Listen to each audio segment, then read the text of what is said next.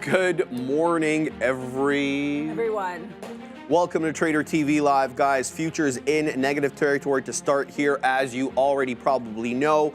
Lots of belligerencies in the Middle East, with Israel launching attacks on Iran's nuclear facilities, as well as some missile sites, as well as top military leaders, and that has the market decidedly red here to start the day. Most notably, though, keeping an eye on oil, both West Texas Intermediate and Brent crude.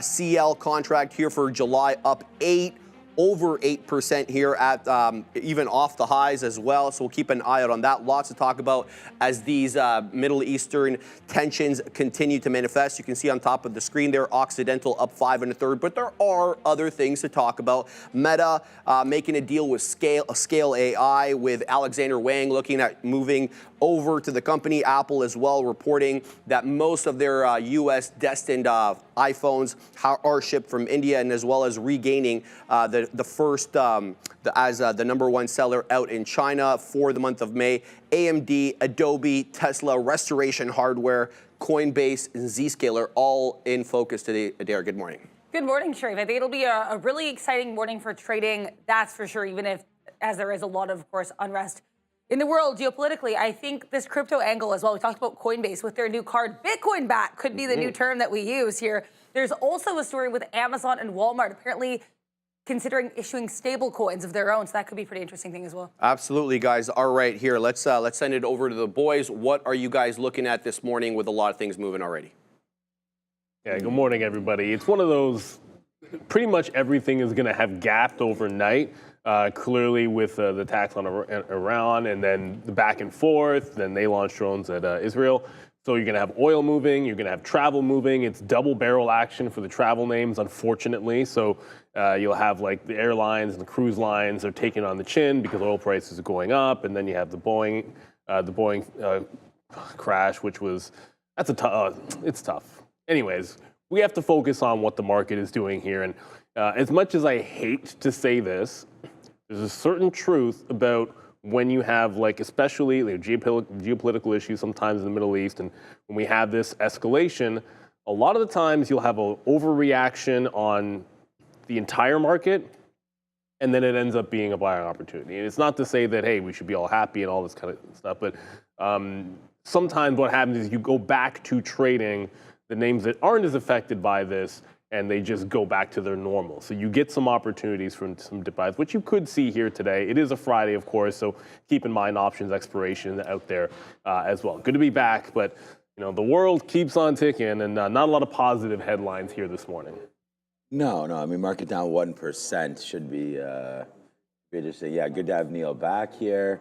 Yeah, look, there's going to be attacks back and forth, I think, for a while. We're just going to have to keep our ear to the ground about everything right now. I mean, I was thinking about, a stock like a Palantir. I mean, you never really want to focus too much on, the negative aspects of war and everything like that. But, it does drive, a lot of revenues back into the government. There's going to be some names that can take advantage of this. I mean, it's more oil has been on the run here. Last night, at one point, I saw it was up 11%.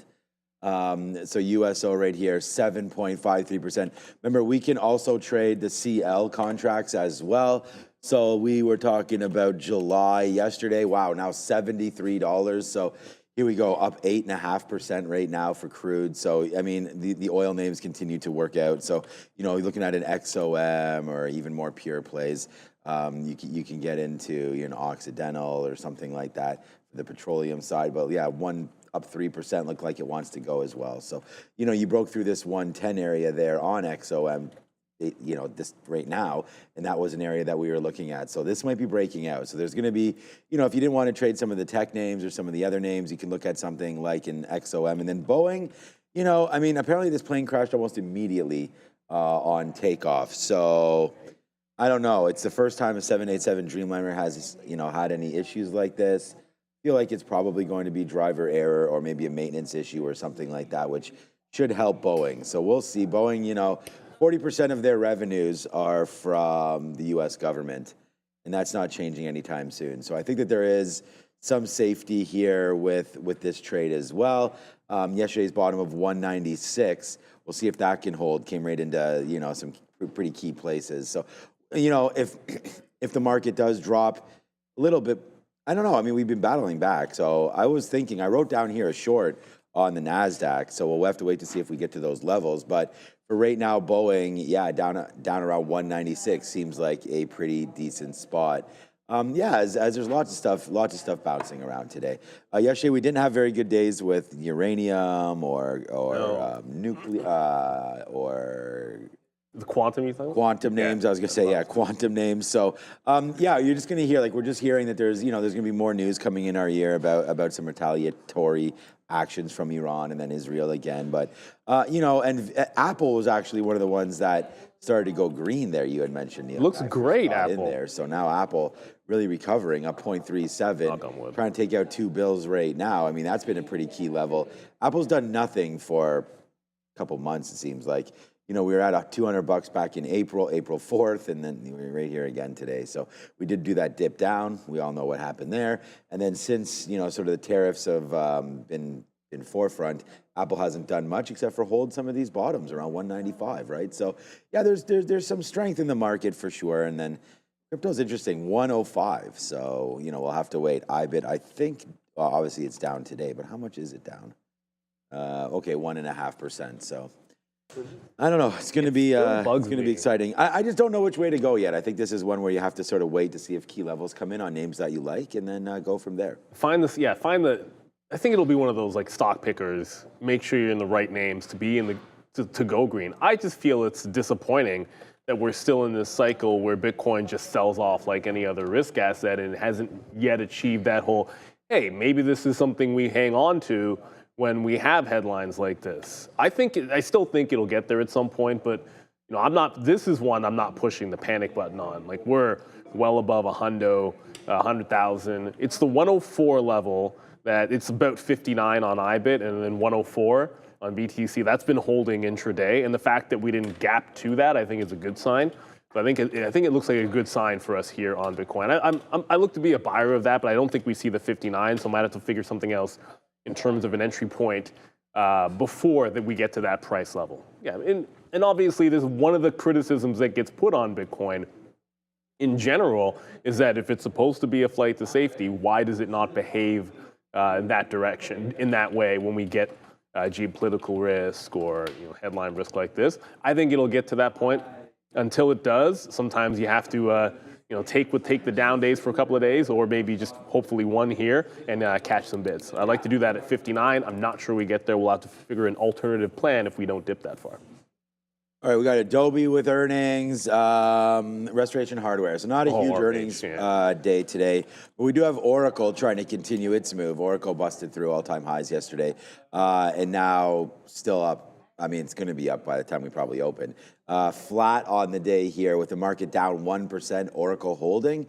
This is probably the sweetest long here today if we can catch something. So we'll wait to see Oracle again. Yesterday's, opportunity to get in somewhere around here might happen again today, 198 or change. So yeah, lots of names happening. Let's go back over to the desk.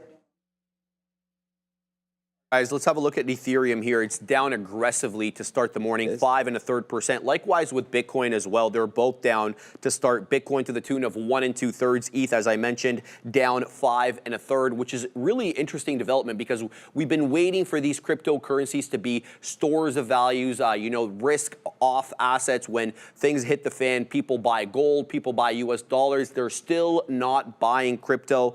Here, let's have a look at gold, up 1.5%. Likewise with the DXY, it's also decidedly up on the day of dairy. This is a really interesting look here, huh? Yeah, I want to talk about SharpLink Gaming for a second here as well. SPET or SBET, you might know it as, because this is an Ethereum play as well now, Sharif. Apparently, they are now the largest publicly traded Ethereum holder. They have $463 million. Bitcoin average acquisition price of 2,626, so just over that 2,600 level. Per ETH, they have 176,271 Ethereum coins. That was announced this morning, so SPET on watch. And yeah, interesting way to play through. Yeah, and that's one we've been obviously watching on the midday show with SBET being one of those small cap gappers that has been moving quite aggressively lately. If Michael is ready, we can bring him in. Andre, just let me know. Michael Anas, there he is. Sorry about the confusion there on Monday, Michael. I apologize about that, but we got you back. Worries. All right, so there's nothing to talk about today, Michael. It's a light news day. You know, the market's Boring not day, doing a whole lot. We're gonna talk some indices here. We got the ES and some others. What do we got? Yeah, so I had a whole other presentation prepared last night, but then of course what's happening geopolitically is happening. And when I woke up this morning, I was going through some charts just to kind of see potentially, is this going to be bad and how bad it's going to be? And it was really interesting to see where a lot of the bounces have taken place. So I did these maybe an hour ago, and we're actually up significantly from a lot of these points. But this makes me feel like we could have some algorithmic kind of buying going on here. So I just want to make the case for that a little bit this morning. So the first one here is the ES, like you mentioned. And the blue line is a VWAP anchored from right before the China news, which was the most recent and kind of aggressive gap that started off this base that we were in. We came down to that price to almost the penny. And then if you look at an intraday chart, it just buying came in pretty aggressively. And again, we are up significantly from where this chart was taken. So that to me isn't something that just kind of occurs randomly, right? That's not something that occurs because there's a bunch of retail traders watching this AVWAP. That to me happens more in a kind of institutional systematic way. That's why I'm looking at the futures here and not the SPY, because they'll do whatever they're going to do with the SPY when the market opens. But this is the ES, or the futures candle. So that was really interesting.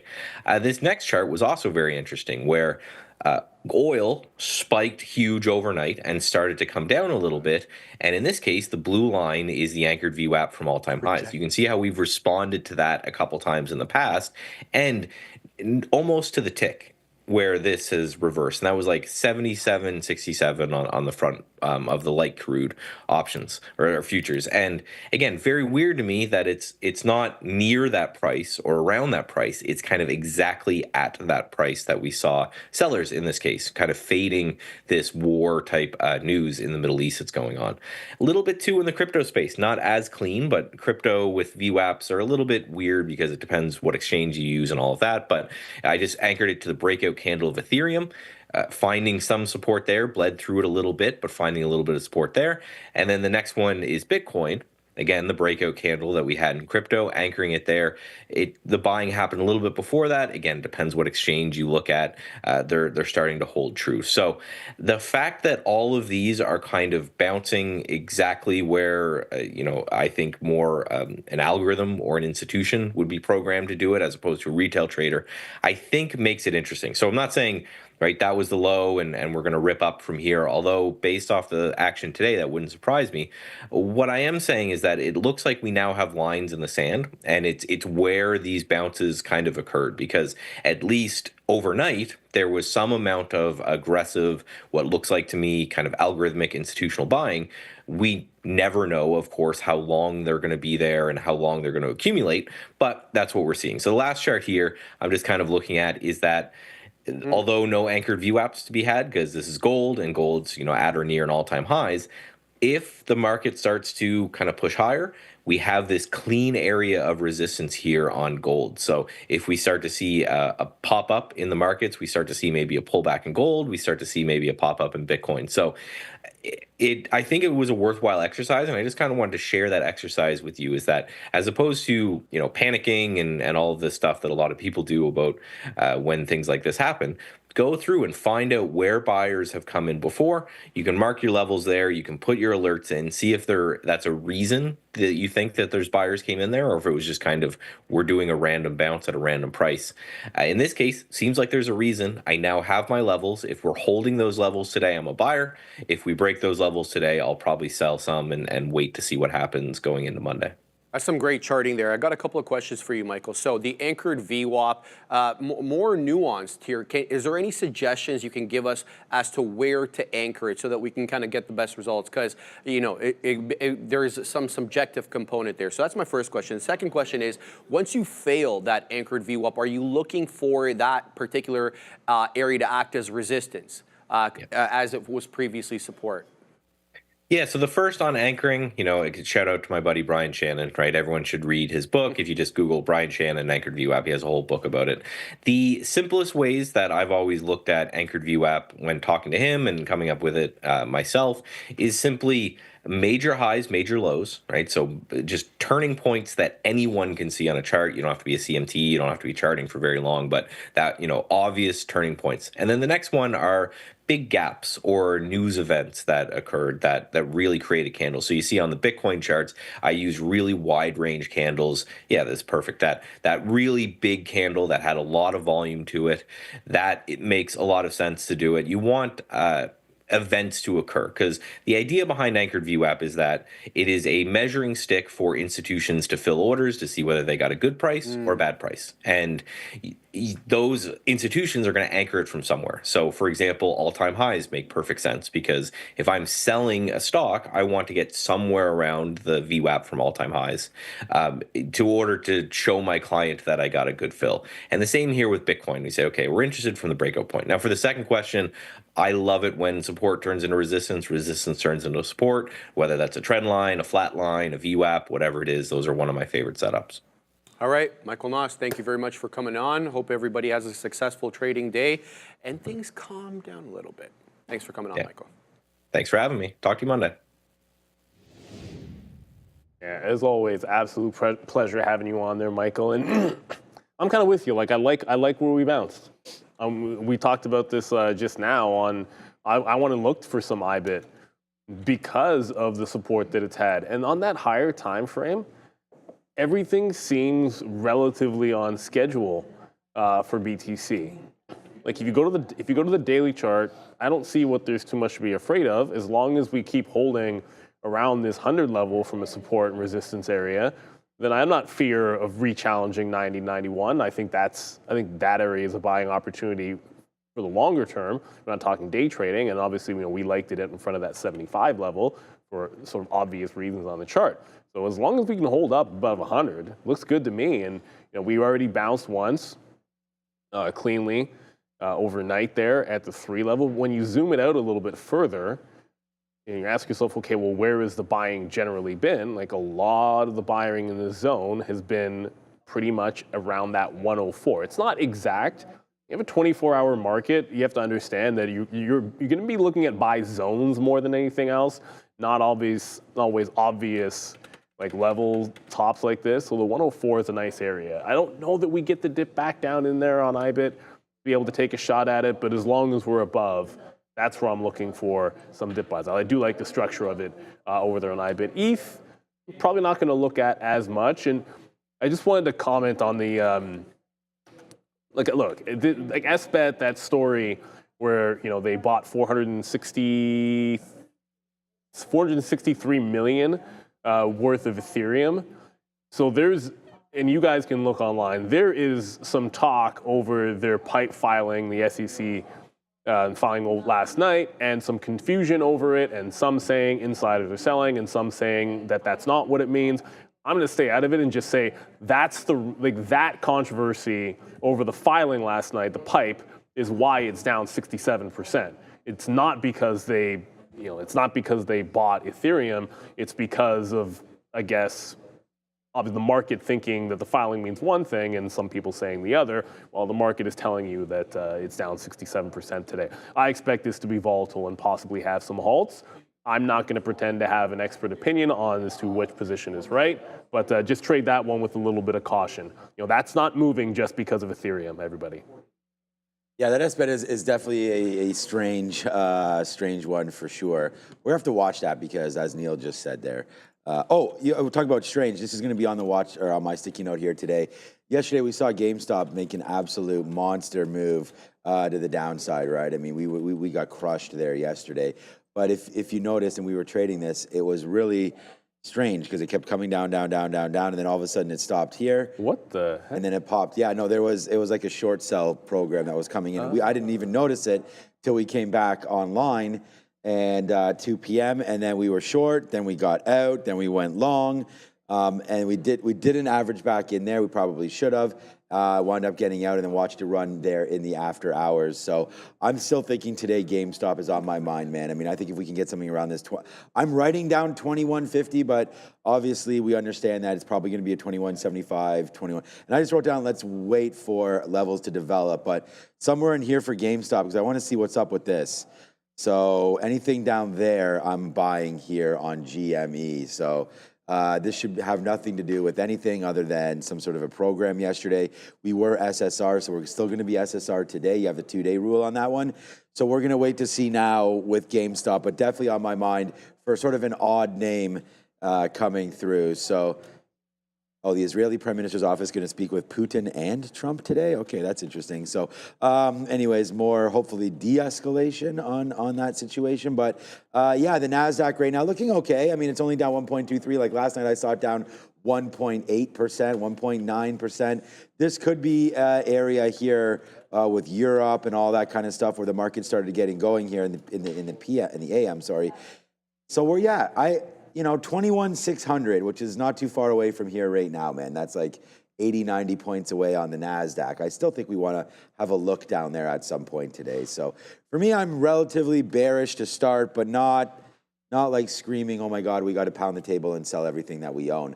I mean, the part of the other problem is we just triple topped the NASDAQ again. So, I mean, you got right to a selling point again, and then this happened. So part of it, I think, is a little technical, and then obviously, you know, I don't think we're down 1.5% if we don't have bombs and drones and not a chance. That kind of talk. So, and nor are you down with Bitcoin if you don't have those things either. So there's obviously some catalysts here that are relatively strong right here, as it's gray day on the show right now. I almost wore black, so glad I did it. I always have to throw the sweater on because, like, it is a little chilly today. I find it just chilly. I find it chilly inside in the office. Outside's not that bad, but it was a little colder than normal. We have a game tonight, 8 to 10 o'clock, so it'll be cool during that time. So that should be fun. But okay, yeah, some IPOs yesterday. Oh, I forgot to. I left an order in, and I went to the gym and forgot about it and got filled and lost on that. Yeah, CHYM was not good. Well, it was good. It opened up fine, but I did have an order in there, and we were very, very silly with it. And we didn't realize we had it left. And it popped up $2 or $3. And then this happened. So, yeah, we came back and had to get out for quite a decent hit there. But CHYM right there yesterday, we'll see what it can do today. Trying to base out here at 37. And then yesterday we had VOYG. We're looking at that 62 level and didn't wind up, or was it yesterday or 2 days ago? It broke, but we didn't take it. Yeah, it must have been yesterday. Yeah, so... Was it yesterday? So, yeah, so we were looking at this, yeah, because it was only IPO 2 days ago. So here's that 62 level right there that we had written down on the note yesterday. It breaks it right at 11 o'clock, so we weren't here again. When that happens, it goes all the way to 63.50, 64 or so, and then it cracked again. So another IPO here. Not moving, you know, great, and that's Voyager. And I think that this is a space defense company. Should be working. Like, you know, I don't know enough about the company to say, I don't even know if they're profitable, but since they IPO'd, they're probably not, but we'll wait. $51 here could be a good breaking spot for Voyager as well. So we'll see if they're making some moves here today. Speaking of defense and IPOs, Arrow's IPO is today as well. Arrow Group Holdings, they're a drone and eVTOL. Look, there's not going to be you pull it up. I pull it up to make sure it's in the database, but there's not going to be any data on this. This should be opening today on the NASDAQ here. So they're offering 6 million shares at $10, which is below the range of 14 to 16. So there is an IPO. They are in the defense space here, in the drone space as well. So yeah, this should be an interesting one. Because it's not like gigantic size, I don't know if this falls into the category of auto take the open, but this is certainly one that will be on watch, AIRO as well.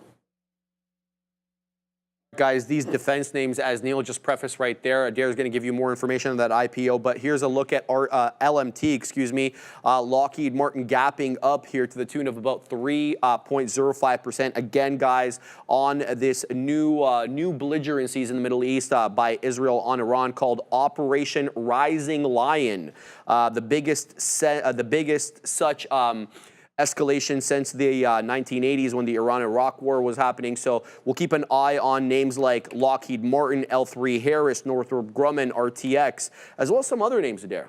Yeah, Boeing here on watch. There's actually a defense story with Boeing as well. So I guess this morning, the Government Accountability Office reported that the company's Air Force One overhaul is once again delayed amidst some concerns about the workforce. I want to mention as well with Boeing, we have some updates with regards to the India crash. Apparently, India's regulatory bodies are considering, they haven't exactly agreed upon it yet, grounding Boeing's so they can inspect them. In the meantime, though, again, that's not been confirmed. Some more details on that Aero IPO. So again, $10 per share pricing, lower than the expected range. They've also increased their numbers of shares offered, though, recently from 5 million to 6 million now. It is worth noting as well, this IPO was expected in April. It was quite delayed amid a pretty turbulent market situation at the time. Of course, this was near Liberation Day. And now we're here. And we've seen that increase as well. The IPO earlier this week was oversubscribed. Yeah, Circle, yeah. Yeah, and then they added more shares to that. So interesting, nice IPO, very friendly market right now for the IPO boys. What's a look at any of these defense names? Well, I can tell you in particular on Lockheed Martin, somebody really doesn't want this stock over $490, as you can tell looking at this chart. And even again here today, like the daily chart speaks for itself. It breaks 480, and every single time it's broken 480 since March 10th, it has managed to essentially make a wick top. I mean, sometimes it closes above the 480 level, but most of the time you get a wick top and then a retracement. So once again, I mean, we have a test above 480. Can the buyers actually close this thing above that price? I think if it can, and forget about 480, maybe it's like 490, 490. Can we close it above 490? Forget about the 480, the selling is right in and around that range. I think that would be a pretty big turnaround spot for the stock. It's already made the bottom, so your chance to kind of grab it off 420 level, that triple bottom, you go all the way back to 2024, February. Like, I think that chance might be gone.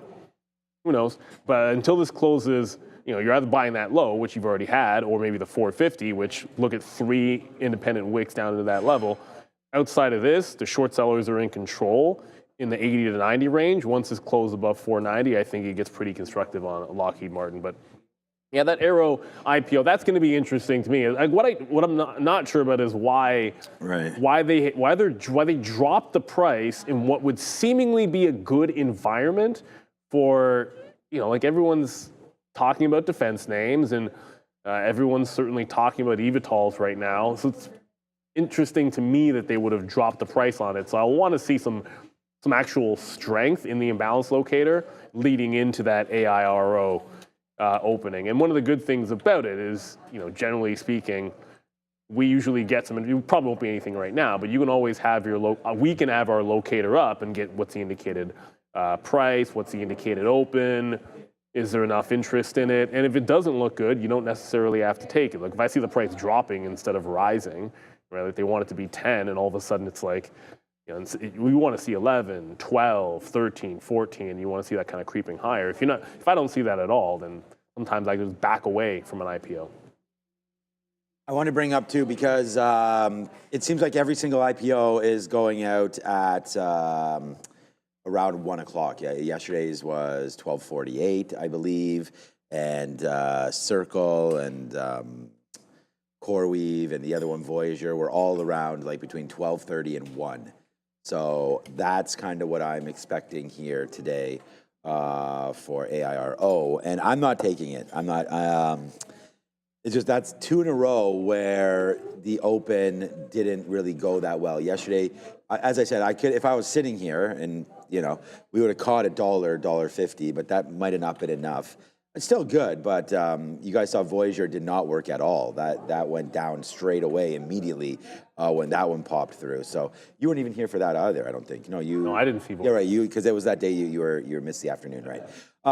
Yeah, that one was bad. That one just went. It opened and then went down, and we wind up losing a couple bucks on that as well. So, all right. But you know, just for in this space, we talked about some defense names and things like that. Look, Palantir down 1.48%. You know, these drones, just how accurate they are, and you know, the precision. I mean, unfortunately, whatever, you know, I don't want to say, well, it's unfortunate whenever you have a loss of life, but apparently the targets were well hit by Israel yesterday. And, it just shows where technology is, whether or not they're using, Palantir or, like we had said, any of the other systems that are out there as well.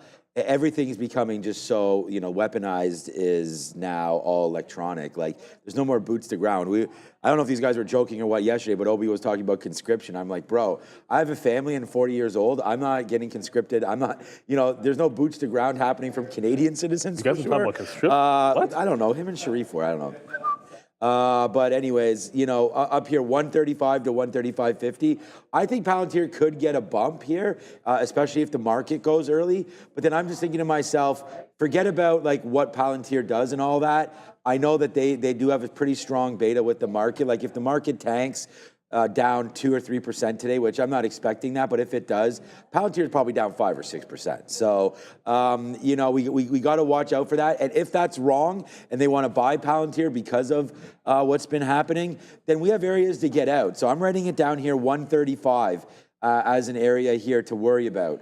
So if we climb up into this area, let's short it and then pop out if it breaks 135.50, something like that, because we had heard about some tensions, in the afternoon. It was kind of all day yesterday. President Trump was saying, got to make a deal, all this stuff, So we had heard that there was possibilities with Iran, and then it happened almost immediately after the market closed. There was some action there, right? So, and even I think during market hours a little bit, there was some talk. So, Palantir wasn't necessarily reacting positively yesterday, and it may not do it again today, down 1.5%, actually extending through the market now. So we'll wait to see what they want to do with it. Just a quick look. Did you look at the imbalances yet? There wasn't, okay, I was going to say, I looked earlier, there wasn't much on here. And now that we get 9 o'clock, sometimes we get a couple updates here, but Oracle with a sell, okay. I could see Oracle, I just said that I think Oracle's a long, but I could see people coming in and selling one of the best names in the market right now just to take off some of the profits that you might have had, so you're not holding against any bigger decision. I don't want to use the words nuclear and everything like that, but we know Iran, if they wanted to, which hopefully they don't, has many different levers to pull, I think. SMR downside, that could be a play as well if things get spicy.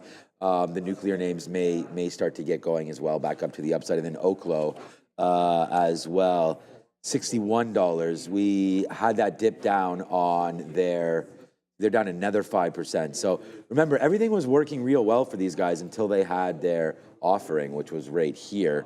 Then yesterday on their offering, they went up to all-time highs again, and now you get another dip by opportunity here. So yesterday we had Steve Gomez on, and I was like, even before we had the guy on, was like, watch out for these pre-market levels. And oh boy, I mean, he was right, bang, right there to the upside all day for Oklo until, again, we got wind of possible issues and then all the way to the downside. So, yeah, we'll wait to see about this name. I really like this nuclear name, so this might be my next purchase.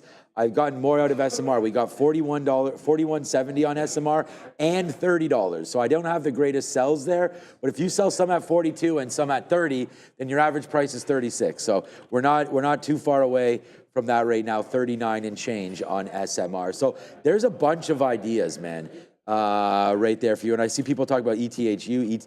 We don't have ETHU, I don't think, in the system. I tried to call it up the other day. We still don't. ETHU. Let me just try it with AM and just see if it works. AM. Yeah, no, see, this would be the American. This is NYSE America there, so formerly Amex. We don't have ETHU, so it has to be ETHA. Just saw someone in the chat talking about it. So, yeah, with Ethereum... There it is. With Ethereum down so much today, maybe our look should be over here. This is iShares. This is the same as IBIT.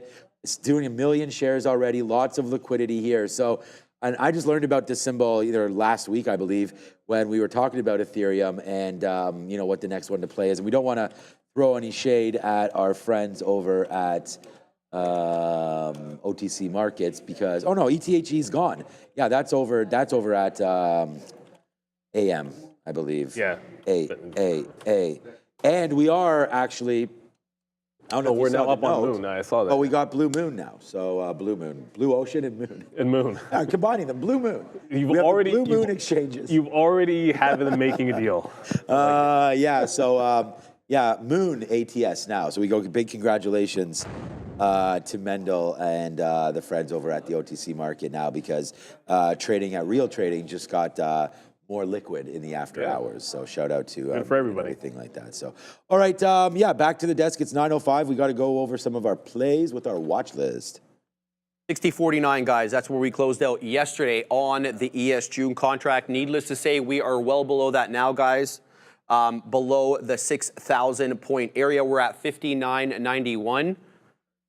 59.91 is where we're actually trading at right now. We've lost 6,000 with the overnight low, 59.27, guys, on this one. So what we're going to say is, unless we clear 6,000, we're going to use 6,000 as resistance, and we're going to use support as the overnight low, 59.27. If we end up getting above 6,000, we're looking at yesterday's high, 60.45, as resistance. All right, guys, make sure to get the watch list sent to directly to your inbox every day. Adair prepares it, and we all use it. It helps you organize your day, lets you know what the major stories are so you can prioritize and know exactly what to look at for your trading day. All right, let's look at the first name on the rundown here, oil. Up decidedly to start the morning to the tune of 8.6%. A lot of reasons for this. Obviously, we've already covered it. The new military campaign by Israel on Iran. But there are concerns now that oil prices could remain elevated as a result of the Strait of Hormuz. So Iran controls that area, or one of the countries that controls that area, and that basically has about 20% of all oil exports globally go through that strait. So we'll keep an eye on that. Now, with respect to Iran's actual production, nobody's really buying Iranian oil other than China to the tune of about 3.3 million barrels per day. So this poses an issue here, Dara, that China could possibly start exerting some pressure here to kind of calm down tensions. There's definitely a lot of geopolitical risks here. In terms of a stock market perspective, in addition to oil going higher, there's some stocks that are going lower, and that's going to be these stocks that need oil, these companies that need oil. CCL, these cruise lines as well, to the downside. Same with these, I guess, airlines here, AAL on watch. Of course, a lot of these airlines, too, could potentially be moving as we do assess ongoing risk concerns about travel and flight with regards to geopolitical risks, and, of course, the Boeing situation as well with India Air. So a lot of headline risk for the sector. Oil, though, certainly hot right now. All right, boys, how are you trading this oil trade? Well, I know I want to look at one travel name, and that'll be CCL, but I'll get to that in a second, because there's a few things that stand out amongst the oil names that a lot of people like to look at, Oxy being one of them. Okay, so you have this gap. The pattern is going to be similar. Almost all these energy names and oil names have this double top, sometimes a prior support, clean like Oxy. This time gapping and fading exactly at the 200 period moving average. I looked over at Chevron, and this one gap and broke, and right through the 200 period moving average, it did another like wick high, and it rejected underneath that. So, and then you look at XOM, the third, whoops, and then of course I hit enter when it was on Blue Ocean.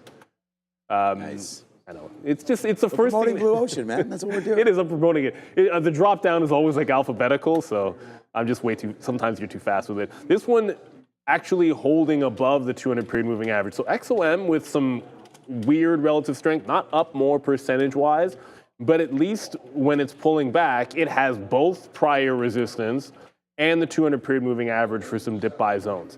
As for a trade today, I look squarely at CCL from a technical standpoint. Like all of other things, it just gapped, and these gap in the opposite direction, bouncing almost exactly off its 200 period moving average. We just float to a level in a liquidity vacuum, and then that's where we're going to turn.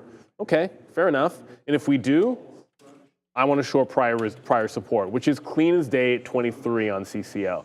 That's why I like this one. Relief rally off that 200 period. I think it's a fade at 23. I think it would be hard for these names to sustain a rally when there's more over the weekend risk of headlines. Certainly, ideally there's an instant de-escalation and things are fine. But until that happens, then I want to play travel names to the south side, and I want to be shorting CCL pops. Okay, so Are you hearing this too? Yeah, some guys playing music in Benzinga, I think, right now. I don't know what he's doing here, but yeah, so just as a pure play here on USO. I thought it was me. On USO.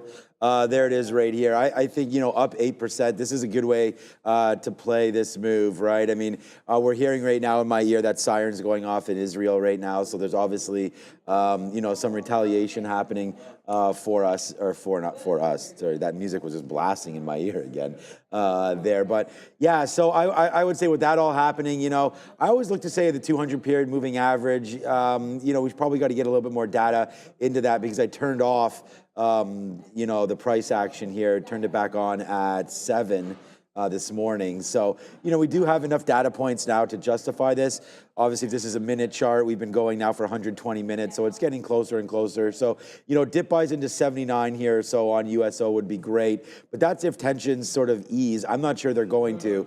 So I would almost look for a break of that top area of $81. That could be coming in very, very soon here on USO. So for me, this could be another really great play. And then, you know, a name that we know can move and move pretty violently is Occidental as well. This has done a million shares in the pre-market and gapping higher. And, you know, taking out, again, like I showed you on XOM, you know, the gap that we're waiting for is happening today. So I just think you want to continue to go long and look for dip buy opportunities. I mean, there it is right there. This is 45. This is why I talked about Oxy, I don't know, 40 minutes ago when we sort of opened, was we had broken out and now trying to get going. So like, it's just a matter of waiting and having your eyes on the right plays because, you know, we do like some of these trend following rules. And for me, the 200 period are good areas, but then we got to dip to get into there. So these are probably breakouts and continuously going higher here as the market opens up. You know, I was waiting for some imbalances and things like that. Everything all right over there? Okay. Yeah, so we're having some good time around here. But there's Occidental right there on the bid. I thought Trump was over here somewhere, but it was just Sharif. No, so OXY is the one that has, there it is right now. We're all having a good time. But OXY, Occidental, is the #1 name. I mean, there's WTI, right? So we do have Oxy here. So we'll have to watch out for that one. Again, I think it's breaking out. It's up 5%. I don't necessarily like the stock. I don't love the space, but in today's environment, I don't think you can go wrong with something like Occidental, especially if you're able to get a good dip buy. And that might be around 46, 46.50. So that's what I'm going to be looking at. All right, guys, Meta betting big on Scale AI right there. They're down on the morning to the tune of 1.42%.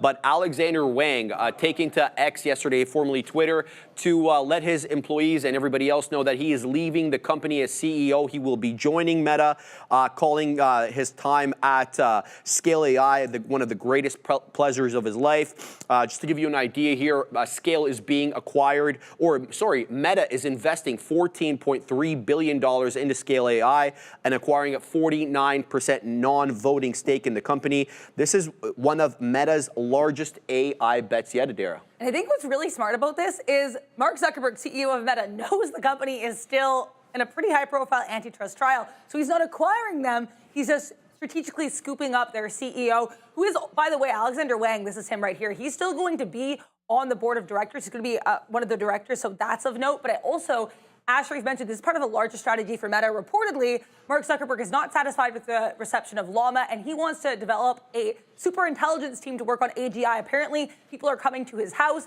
He's rearranged desks so these people can sit closer to him that are going to be part of the team.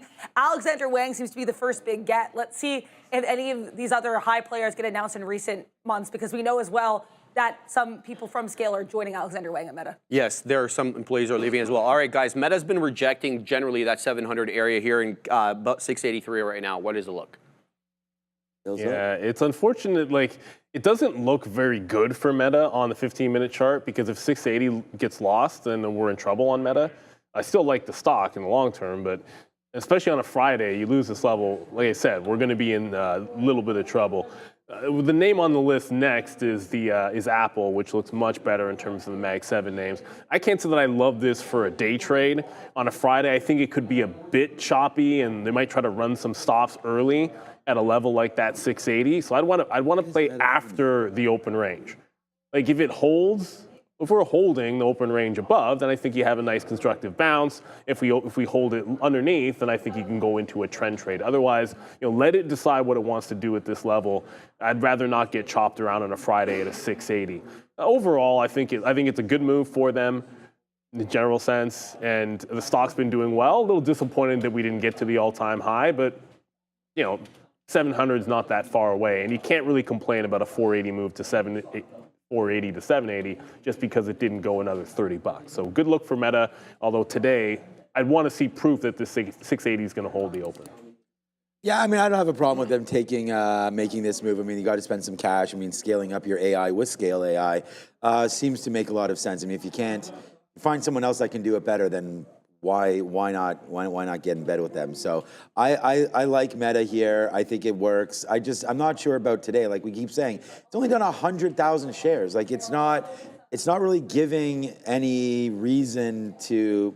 I'm kind of surprised it's really on the list. Like it's not really. It's just moving around with the market here. So we did have that nice move, as Neil just mentioned, from 680 to the top end of 685 and change. I don't know. I haven't traded this name in a while. It's not. I mean, it's a great trade. I think it's a great swing trade. I mean, I would buy Meta. I think it's one of the better names. I mean, you want to talk about some insulation. I mean, they've really built a moat around their business. I'm hearing more and more ads for WhatsApp and things like that now, like on the radio and podcasts and things. So I think that they're getting ready to monetize that somehow as well. So I really like what Meta's been doing. I like the Oculus aspect. I like the glasses. Instagram still keeps kicking, Facebook as well, believe it or not. I don't think Threads, Marissa said something about Threads to me there. I was like, that's still this? I have no idea. Yeah, so again, we just got right back to the top of the Nasdaq again, and we got pretty close to Meta. So when you're going top to bottom like that, I could see some profit coming out. To me, there's really no shelf to break here. I mean, even if you break 680, I don't think there's enough even to get into 670 today or so. So I don't know. For me, Meta is kind of like a pass. There's nothing going on here in the pre-market. So just better names on the board. And I don't know. Maybe it's just Meta's price. I'll probably have to look at, what is it? Meta, what's the other one? METU or something like that? No, METS. X. I have no idea what it is. I have no idea. But if there's a lower price Meta instrument, maybe it looks better on a chart. But for me right now, kind of a pass on Meta.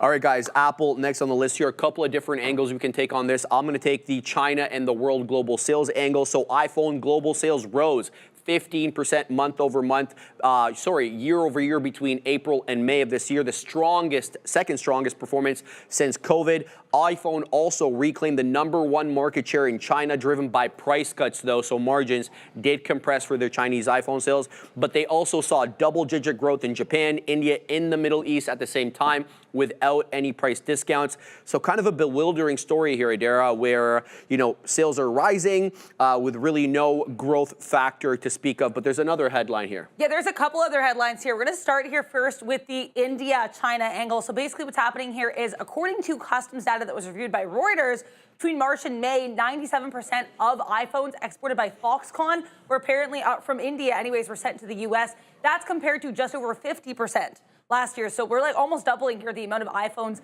that Foxconn is sending from India to the United States. So interesting look there. I think what's interesting too, just even in the first 5 months of 2025, Foxconn from India shipped about $4.4 billion worth of iPhones. That's only the first 5 months. Now, last year, the entire year, they only shipped $3.7 billion. Wow. So this could be really crazy once you see all of the numbers in 2025. I expect this to be at least double. One last headline, Bloomberg reporting that Apple targets a spring 2026 release date for the very long-awaited AI upgrade of Siri. All right, guys, a couple of things I just want to mention here before we send it back to you. Apple, the only Mag 7 name positive on the day, and the Wall Street Journal just dropped an interview with 2 Apple executives where they specifically address the delays in Apple Intelligence and Siri, the first official response to the debacle, let's call it, boys.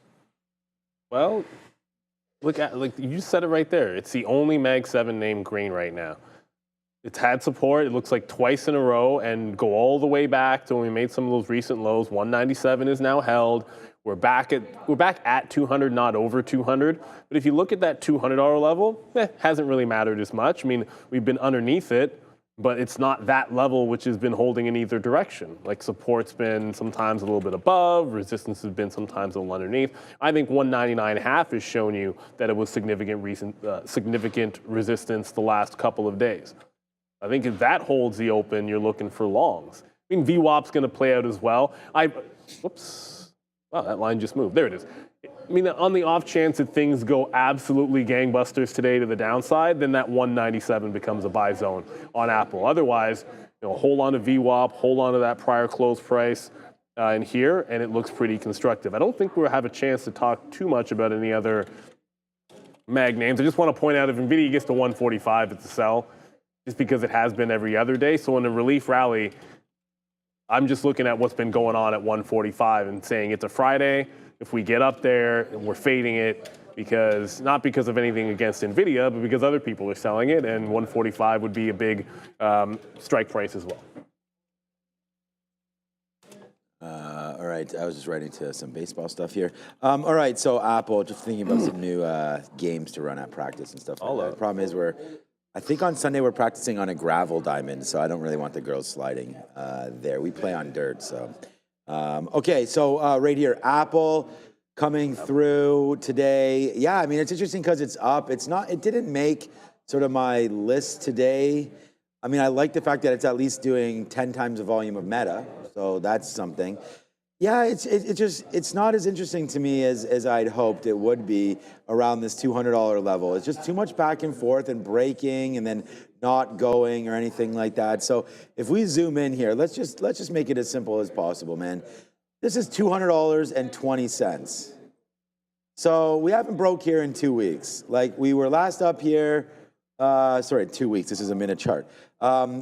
Right here, this $200.20. If we go over to the daily chart, this is what we're trying to look at here for the trend. We haven't, there it is right there, and it's just like we're not getting above. There's the 50-period moving average at 201. That's the level that we wanted. But you see these little down ticks right here? This is the thing. So right into here, if we zoom in, we're coming into these bottom wicks. These are all $200, like this, and this. $200.20 into here. Like all we have to do is break through that, and then maybe you wait for 201 and change. But I just think getting above these levels could break us into 205. So I don't know. That level kind of matches us what we're doing right here, and that's $200.20. So I like the break long. It's just, I don't know if it's going to be there today. So I think it'll be there off the open. I just don't know if the continuation happens. If the market rips, then I think the play would be let it break it and then come back in a little bit and then run the top. So I think those are kind of the plays for me today on Apple.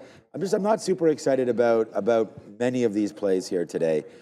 I just don't get the feel for direction. I'm not sure if you guys on the chat, you know what, maybe let's put up Fabian or Andre, let's just put up a quiz here a little bit, or a poll that says pop quiz. What are you, pop quiz time? Who the hell calls those things a quiz? It's a poll. But anyways, put it up. Let's say, what do we think we're like 10 o'clock over or under 1% on the Nasdaq? I'm just telling it to you. If you don't want to put it up, it's fine. As of 10 a.m., over or under 1% on the Nasdaq. It's a slight up move. I think that would be something, because I just want to know what everyone else is thinking here in the market in general. Or we could just do it right now. If you think the market's going up, put a 1, like from here. So 1 is up, 2 is down from here. So if you have an idea. So right now, so we're saying 1. So a lot of people think we're going up today. This is why a poll is better. 1, 1, 2, 2, 2, yeah, 2, 2, 2, 1, 1, 1. So yeah. So it seems 50-50. But this is the thing. Like even if, let's just pause this for a second right here. Like this is the thing what I'm saying. Like it's going to be 50-50. Yeah, right? Like I think if we let this poll go and then I just randomly pause it again at another stop, see, you're probably going to really useful Northwest Sasquatch. Right, exactly, a 3. So, anytime we pause this thing, it's going to be kind of the same, right? So here we go again, up and down. So, all right, it seems like it's going to be a mixed feeling there. So I'm not really sure myself. So let's give it a second and breathe. before we make any major plays today. I guess 3 would be flat. Yeah, 1.5. There we go. Okay, so here's the win. If I had a prize to give to anybody, it would be right here. Random oddities. 1.5. Exactly. So you and I are in line, man. I saw some 420s though. Yeah, it's always 420, but I mean, I just think that, people not really certain of what the play is going to be there today. So I think 1.5 is maybe appropriate for me as well. The other name that's not on here, like we have Meta on here, but we don't have Tesla, but it should be Tesla. I think Tesla is an interesting name, only because we are so close to that $300 level. Like, I don't think we're going to get down to there again, but with a crack, I really like even levels. Remember, today's options as well. It's Friday, so you're going to get some expirations on this. So I don't know. 320 strike price might have been something that people were looking at. So I could see Tesla getting back in and around 320 near yesterday's closing price as well. So yeah, I think this is a good day to sit on your hands. Let's go back over to the desk, man. There's only 5 minutes left, and we still got 2 stories. So. All right, guys, Adobe reported after the bell yesterday, and it was a decent report. There was not a lot wrong, but the market selling off anyway to the tune of 4 3/4. Look, guys, they reported record revenues of $5.87 billion on the quarter. That's up 11% year over year, with EPS here coming in at $3.94 and non-GAAP EPS even higher at $5.06, which is a 13% bump year over year. They emphasized AI integration across all their creative and document segments, with over now 700 million Firefly images generated to date. Firefly, obviously, their AI image generator. Tell us more about the report, Adara. Yeah, I'll tell you guys more. As Sharif mentioned here, really solid, not necessarily what you'd expect here given the move to the downside in the stock, but the sun does tend to move down on earnings. They had 11% year-over-year digital media revenue growth, digital experience revenue growth of 10%. Now, their guidance also pretty strong here. Adjusted earnings for Q3, $5.15 to $5.20 per share they're seeing versus estimates of $5.10. Sales here, $5.875 billion to $5.925 billion. Lower end of that, just above estimates of $5.87 billion. They also raised their guidance for EPS and sales for the year. Both of their new ranges are well above analyst estimates, but ADBE not having a great time this morning. This one is very much to the downside despite a stellar report in all counts. Just want to mention, guys, about $3.5 billion in share buybacks so far, with the remaining amount just a little bit under $11 billion authorized. Also, management on the call yesterday warning of macroeconomic headwinds as well as competitive pressures. And you and I were just talking about this off camera. You use Canva, for a lot of the infographics that you make. All of them, yeah. So people are, Sean and I talked about this in the market recap as well. People are using other products, so that could not maybe be a great look for Adobe, which used to be known as the choice for these things. All right, boys, what's a look? No one seems to think it's that bad of a report, but there are some concerns out there. I think maybe let it fall into the 50-period moving average. It's already well underneath the 200-period moving average. About 380 to 382 would be like local support, and then that 50-period moving average is at 385. I doubt this is a name that gets heavily traded or even traded unless it gets down there, but I think that would be a spot to look for some kind of a dip buy instead of trying to rationalize why maybe the market's reacting the way it is to it. If you think it's a buy, let it get to support and then jump in to a buy opportunity. Yeah, that's not a name. I don't think it'll be a name on the day trade for me. I'm going to slip in another one that is completely unrelated to Adobe, but we only have 2 minutes to go. And this is that there's a head and shoulders in Intel after, I don't know what I'm calling that rally, the algo rally that was on absolutely nothing, and then sell off. And then yesterday it tried to rally and put in, now you got a head and shoulders that got put in, 21 being the other shoulder. There you go, 21, 21.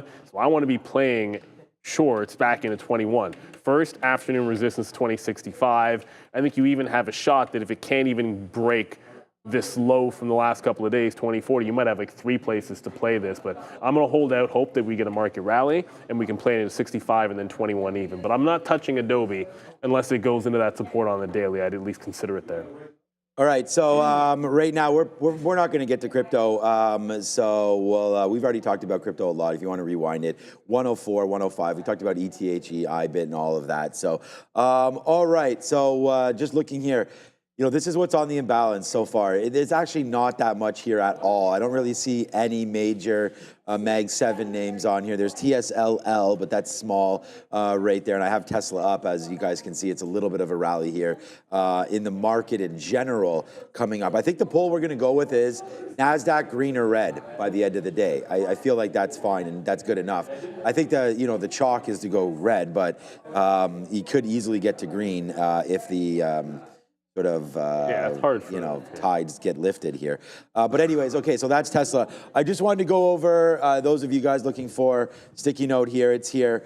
We have TQs looking for that short around 74.50. We'll talk about that. Looking for AMD short around 118 to 119. GameStop, I'm still looking for that 21.50 long in Palantir up around 135. We'll put that. You guys can go check it out. There's some written words here as well as we talk about why. So those are the levels. I'll put it in the chat. So that's what I'm looking at. So let's just see what GameStop's doing. We only now have 30 seconds. So 22.50. We did get down there. So we're bidding 21.60 right now on GameStop to see if that goes. And then the one name that we didn't really get to too much was AMD. So let's see if that can get going as well. I don't know. That 118 seems far away now, but we could still get there. Now with only 15 seconds left, we're getting ready to rock and roll. It is Adara, of course. You just saw her on the desk. Now you see her up here. So that we go, oh, there it is. Orgenics sponsoring this. OGEN sponsoring our opening show. Thank you, Orgenics. Go check them out. Of course, that's more about the concussions and things like that for Orogenic. So a very interesting name there. All right, here we go, man. The market's now open, and the Nasdaq's going higher. Here we go. Here we go. Look at this. There goes the Nasdaq. Tick, tick, tick, boom. Right now to the upside. Apple downside, Nasdaq upside. Okay, so what is rallying the market? Good question, Sean. We're going to try to find that out. Let us know in the chat if there's anything you guys are looking at as well. But there it goes, man. The TQQ's also making a move higher, obviously, as there goes the Nasdaq. So, we're coming into some levels right now that if you're looking for a short, we said we'd let this market settle down, so maybe I shouldn't necessarily be so excited to get in right now, but obviously I am because I'm a degenerate. So, the Nasdaq, nice move higher here. Let's wait to see. 74.50, we got to be patient, see if we get all the way up there. I don't know if we will, but there it goes, man. The market's cooking right now. Yeah, I mean, instant buying off of the open. Like, it is heavy green candles everywhere except for the strongest name. By the way, Intel approaching that 2065. That's the area that I like for the short trade. So it's not there just yet, but if we get up there, that'll be the first salvo. What's interesting is what went down initially at the open, which was Apple. Like, Apple was the strongest Mag 7 name. First move, reject 200, and I was trying to break it back out. But first move was to reject 200 and go lower. So I guess the relative strength that was in Apple was betting a bit. IBIT doing nothing. I thought we'd go dip buy hunting into about 59 and the 104 level, but that's not happening either. So still patience for myself. Although Intel is pressing, now breaking $20.50. So this is getting pretty close to that zone for me, 2065. I want my first short. All right, so we're already in again, like there. Here I am being patient again. All right, so Palantir, the only reason is Palantir came right to 135. So if we break out from 135, then we're just going to stop ourselves out of this trade. It's an early short. We just covered a little bit down there. We're short at 65s.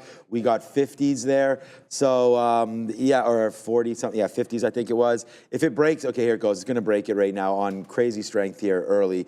There it goes. So, easy come, easy go there on Palantir. We're not doing too much. I'm still waiting for that 135. So just wanted to take it because we were relatively close there. It's a very, very small hit there on Palantir, not layering into anything this early. The market's not doing what we thought. This is why I was like happy with going green or red on the poll, because here we go, man. Nice move higher right now in the markets. Maybe AMD is getting to our level. No, it's not. It's not doing anything. AMD, we might be right with the short here as it's not reacting very well either. GME's down to my level. No. Sorry, GME's going the other way. I should have been more clear. GME, it's moving, but it's ripping to the upside, at least for now. I didn't pay for locates because to be honest, I didn't, and thank you, Sean, I didn't even notice that. I knew it was down. I didn't notice that barcode at that bottom. But if it's already bounced off that low, then 24 to 25. Look, I think it's going to be a short to pop at some point on GameStop, and I did not pay for locates. I'm going to do that in a quick little second. Wow, this is really getting intense to the upside. In Tesla, Tesla's absolutely, it's almost green on the session. And when your first look is you want to short something, at least we're being patient, but Intel doesn't want to get there. Like, I'm thinking we're strong enough to retest some prior highs. It just rejected, and maybe that was the top at 2050 instead of 2065. I was waiting at 61. let's go ahead and cancel that order. If it's already pulled back once, then I got to find a different entry plan here for Intel. Let it maybe trend up into my level, or if it could just be a failed breakout and then we work into a short at a different price. CCL was the other name that I was looking for. Fade in, that was at 23. It doesn't get there either. So patience, market going higher. I was thinking the longs I liked were all dip buys, so I'm not chasing any of this move at all. Yeah, no, pretty much the same thing here as well. I mean, we're trying to be patient and wait for this. Look at oil play here, Occidental. We talked about it maybe breaking the top, but of course, as the market goes upside, Occidental coming downside.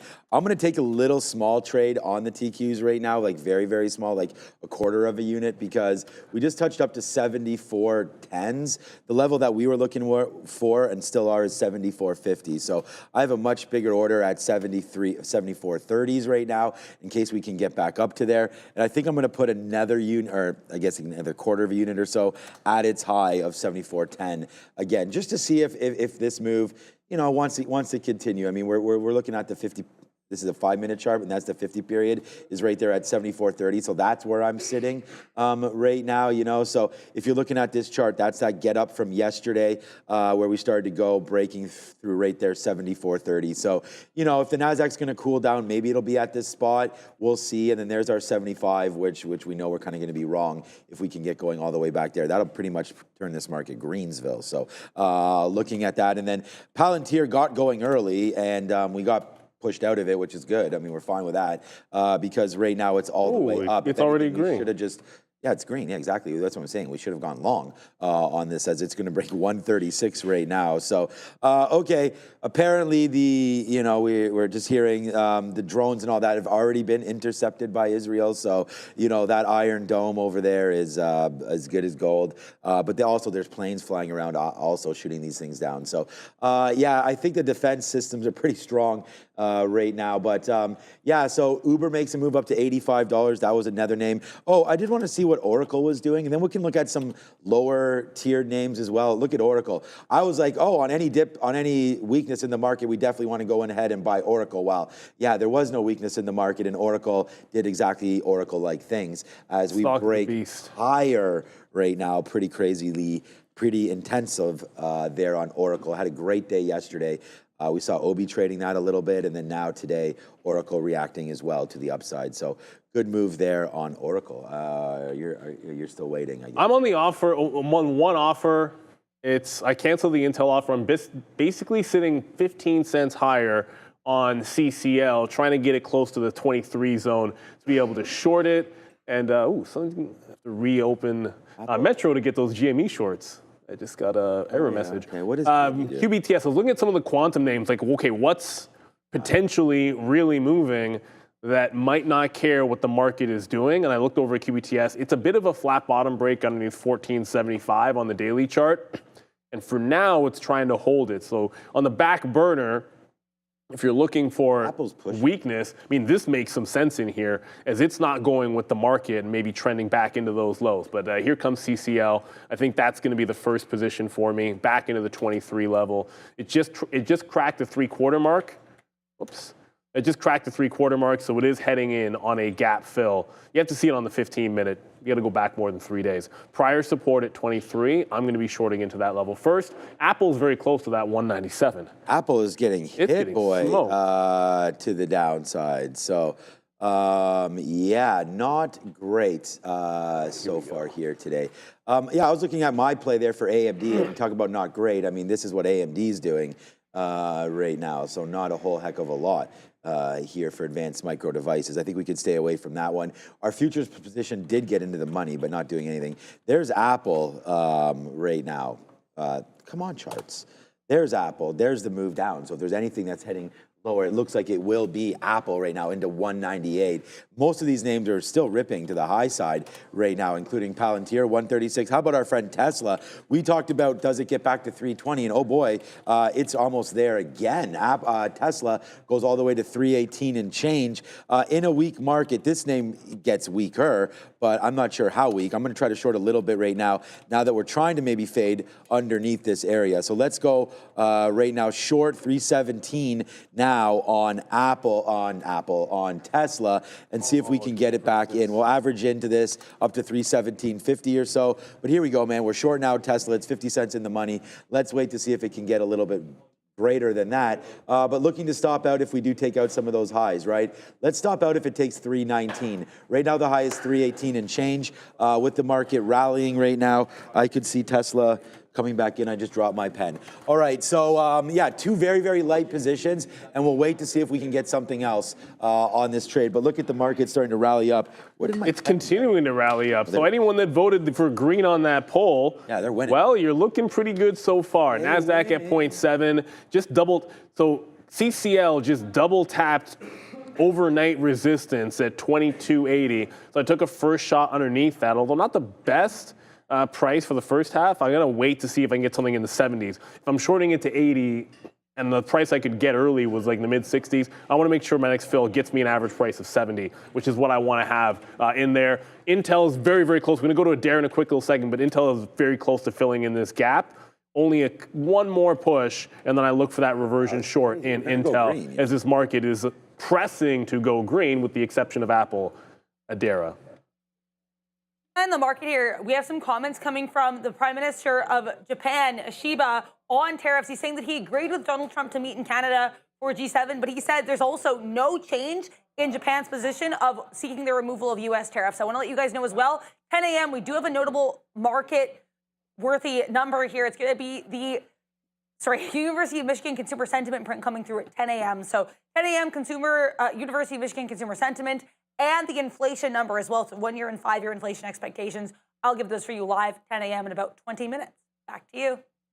Right, I mean, the shorts are now starting to work. Thanks, Adara. The shorts are starting to work a little bit now. We're short at 317.20s right here on Tesla. So let's just take something out in the 70s here. Oh, I was just bidding 70. Okay, I was gonna say I was just bidding 72s. So there it is, man. It's your first 50-cent winner for me right here today. We're looking for more though. I mean, we literally got out of like 2% there just because we came back into some areas. We don't want to be too stubborn. You know, that hasn't been working out lately. You know, waiting for bigger moves.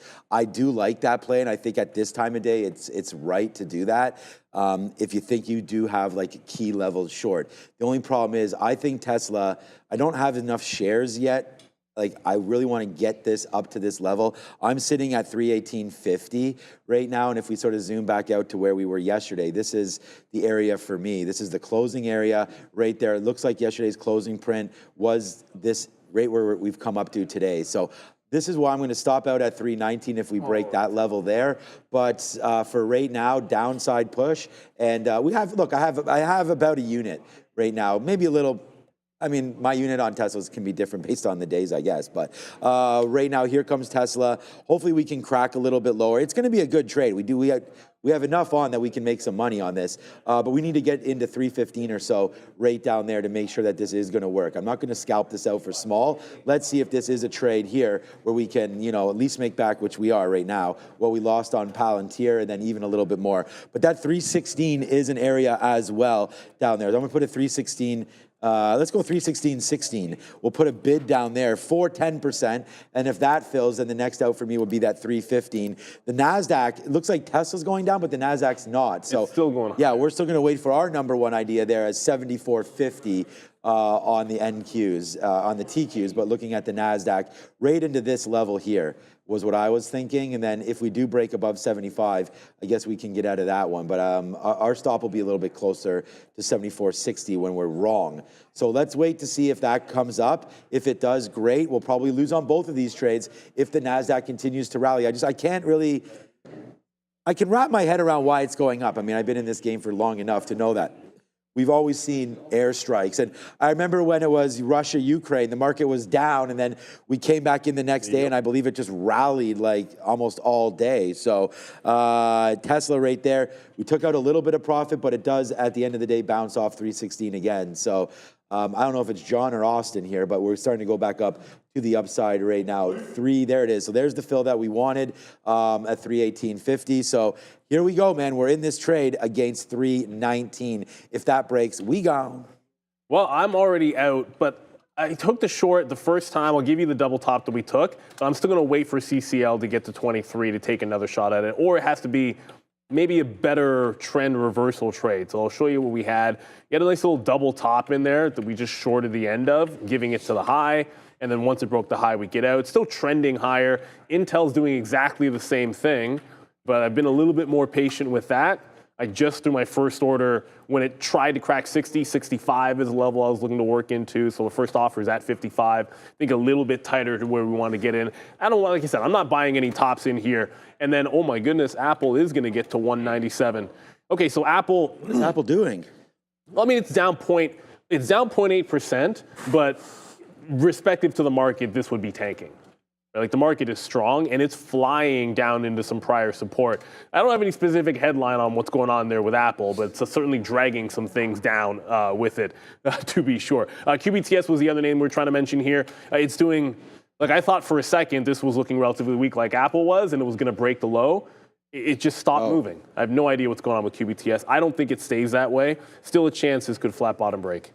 We have a big trade alert right now, like really big. It's Tesla, and it's now $1.20, and we actually have really good amount of shares on right now. So I've been scalping it out, kind of like afraid of this being too good of a fill up there, trying to take advantage. So we did get some out here at 317.50. We're all over these levels. This was the past top. So when you get that top fill and it comes right back into those levels, I'm starting to scalp that out right now. I only got out of 30% of it, noticing there it goes. Noticing that bottom is 317. There it is. We want to take that fill. So here we go, man. A nice out for us so far. I'm still into 55% of this, but we just took $1.40 or so on that reload there. So let's see now, especially if this market can fade back out, man. We're actually doing it today pretty well. I'm pretty proud, actually, of the fact that I'm able to hold on to some of this. So let's wait to see how low we can go here on the Nasdaq. I'm bidding 75s. There it is. Did we get it? Yes, we did. So here we go, man. We're finally starting to crack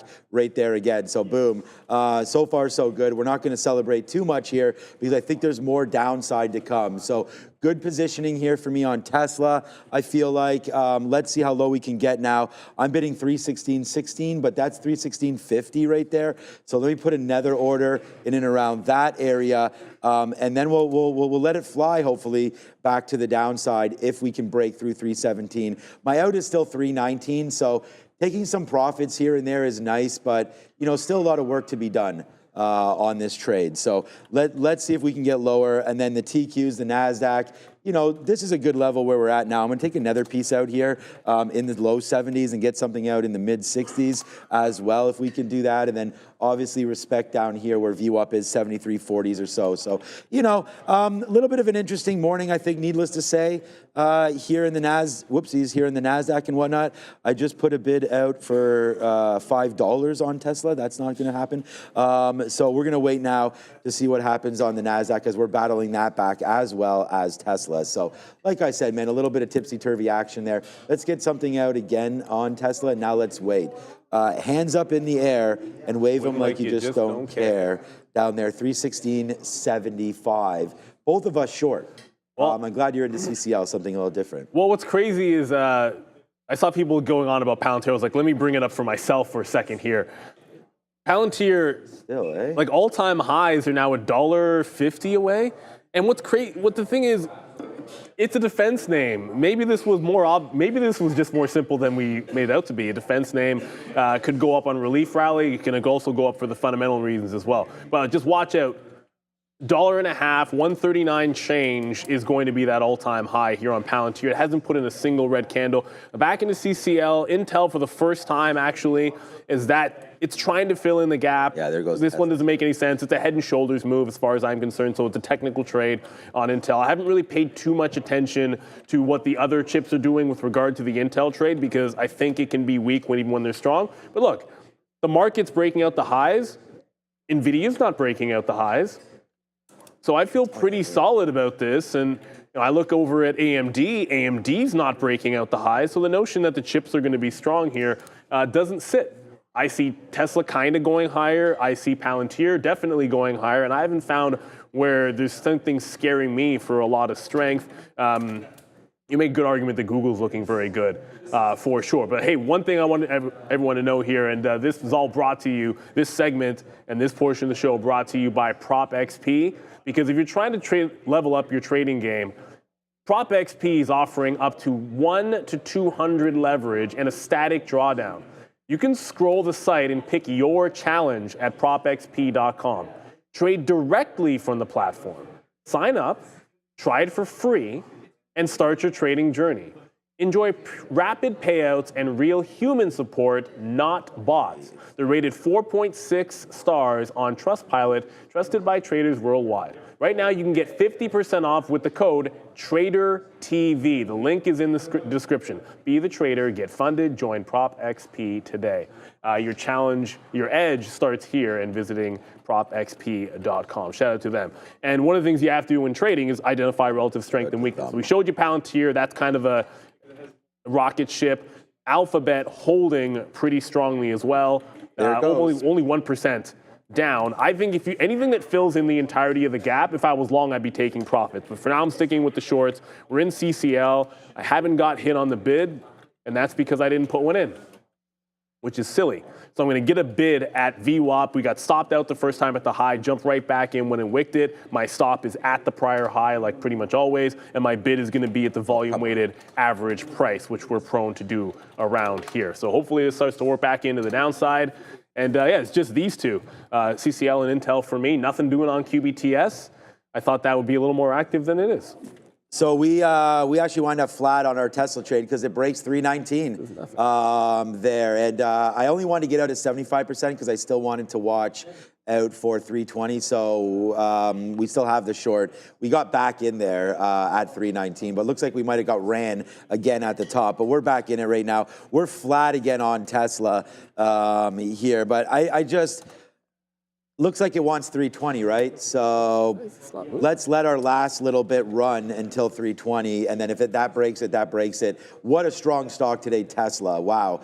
Tesla, Palantir, all these guys, all these names that seem to be maybe friend or foe of Donald Trump at some point seem to be running today as well. Let's check out what oil's doing. Maybe that's all it is. Sorry, what was that? Maybe that's all it is. Yeah, maybe that is what it is. People like these Trump names. Oil's down, so oil is coming back in a little bit as I guess some of these tensions, I don't think they're de-escalating, but maybe they're just not getting any worse. I don't know. I still think that everything is not great, right? So we'll have to wait to see here. There goes Tesla. So there we go. So now we'll be red on Tesla. It just broke 320 there. So wow. We talked about optionality on this name. Yeah, it looks like they want 320, and there it goes, man. All right, congratulations. Oh my God, I didn't think Tesla was going to go up $7 from the open. So there it goes. We didn't even, there was no catalyst. Like wasn't even really on my note today. We have TQs, AMD, GameStop, and Palantir. By the way, GameStop's rallying still. Yeah, I saw GameStop. Oh, did you want locates on that too? What was that? No, I saw that was up to 2250 or something. No, did you want short? No, I'm not going to go short on that thing, I don't think.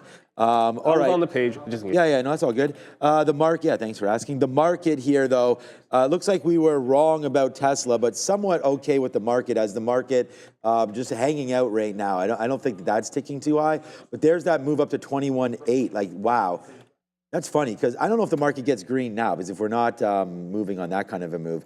There goes Tesla back down now through that 320 again. So, all right, man. I mean, yeah, everything is kind of just in mid-range right now. We've been taking some shots and getting out pretty aggressively when we were right. And then, that 318 fill was really good there on Tesla. But here we go. Here is the pullback now on. So I don't want to, if anything on Tesla, I think maybe we pull back into strength and buy dips instead of start to chase this even worse to the downside right now. So yeah, that's what I'm doing anyways. I'm still stuck in these two trades. Still stuck looking at them. We're only in the futures. And here we go, man. Here goes AMD. I mean, that looks like that wants to go higher as well right now, breaking through or up to at least its pre-market levels of 117 again. So yeah, it looks like this name wants to go higher there. I'm just a little bit like perplexed by this market. I didn't think we would be this strong this long. It's almost 10 o'clock. Almost the opening range done now, though. We're still hitting upside. So, yeah, all right. That's it for me. 117 maybe on AMD, but that high right there, we can play off of that tick high, 116.80. That might be a play. So one thing to look at, I'm going to get to GameStop in a quick little second, because I did pay for locates, and there's a point that I will take a shot at it. I don't think it's yet, but there is a point that I want to take a shot. CCL, after stopping me out at the high, is now trying to break the volume weighted average price. So you're seeing this one start to come down. I tried to add to it, and I don't need that. When it breaks VWAP, I don't need my order still sitting out there. If it wants to rip 1% from here, then I want to try to be a little bit more patient in getting the short and try and catch it on the way down instead of the way up. So we'll look for the low of the day if we can get it. Intel stopped climbing a little bit here and is now double topped. Again, there's resistance at this 20.5 zone. I want to bid in front of the volume weighted average price. I haven't been out of anything of this on Intel just yet. And then after that, we'll go into the pre-market low as the pre-market high as the next bid. So VWAP, pre-market highs, that's where we're trying to take some profit on this short. There is no news on Tesla CD roofing. Look, the market's rallying back to the upside, so that's all you're seeing. The only thing that has been distinctly down that usually is somewhat tied to the market is Apple.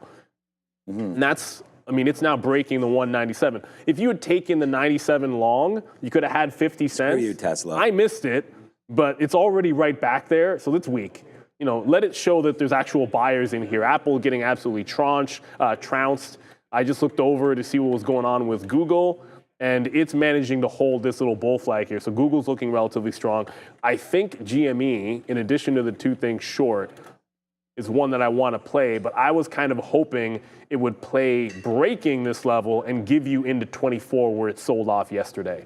But no such luck yet. It's still in an upward trend. If it breaks that, I'd look for where it topped out in yesterday's trade, which is about the $24 level. Cheap locates for us at Real Trading, as always. I understand not everybody can short the stock, but believe me, we can. That's an advantage of trading with a prop firm like ours. This is trader life. We always say that. Look where Tesla is now. Oh boy, under everything that we were shorting. It's okay right now because we got these names going on through it, guys. We got AMD. Big win here for AMD, man. We ain't crying over no damn spilt milk over here. Well, we always do, but we'll lament in that loss there on Tesla, but make it all back anyways with some of these shorts. But AMD needs to crack a little bit lower. That's too bad about Tesla because that 320, we had talked about that today being that options magnet, and we should have just sat in it a little bit longer. Unfortunately, that's the problem. There's the level break. You see it just breaks it and ticks just up here. This is where we just ticked out to, right? That's, why didn't that draw the line? Right into there. So if we look at that line, that's kind of above everywhere that I was thinking. So we just got ticked out of that just by pennies, basically, I guess 50 cents at the end of the day. So a little bit there on Tesla, which hurts because now you're all the way back in, man. Our average, we were short everywhere here on TSLA. We were short here at 18s, at 19s, at 19.50. It's at 17 even right now. This should be a much bigger winner. But you know what? Here it is on AMD, man. We go back to, again, we don't even have Tesla on here. We've got AMD short, Palantir, GameStop, and the TQ. So I could assume Palantir is pulling back as everything else is. When Palantir actually goes all the way up and makes new all-time highs. Is that what the all-time high looks like for Palantir? It was 140 flat. We actually made that, I think, yesterday or 2 days ago, it looks like. I don't see it on our charts, but his signal has it as 140. Really? I don't know if that's true, but there goes Palantir anyways, up to 138 and now trying to fall back down in. All right, come on, AMD. I'm going to take one more fill down here at 116 and then really hope that we get a crater. Our call on the futures is also pumping right now, so that's going to be so far so good on that, looks like. So, yeah, man, we're doing really well here on the back end of this trade. We were too eager to get out of Tesla, and that's going to hurt. So that really does hurt right now. It doesn't hurt the P&L. It does, but it's more the opportunity that we should still be in there against that 320. So, all right, let's just play it for what it's worth right now. Futures downside, we nailed this one, man. At least we waited and were patient, added to it even on the way down here. So 74, we weren't getting the shares we wanted, so we added more shares at 73.90 there on the breakdown, and here we go. Nice downside push happening here. So far, so good, but I think there's more to come, Neil. I think there's more downside here. Yeah, a retest of the lows seems like the most logical thing if we fail this breakout at the open on the Nasdaq. I'm only looking at the Nasdaq, the ES, same thing. 6,000 on the ES also got lost, but prior support turning into potentially new support again. If we bounce off this level and make a new high, the shorts are obviously in trouble. But if we close a 15-minute bar underneath this 21.72 level, I think your shorts are retesting the lows. So that's where I'm at.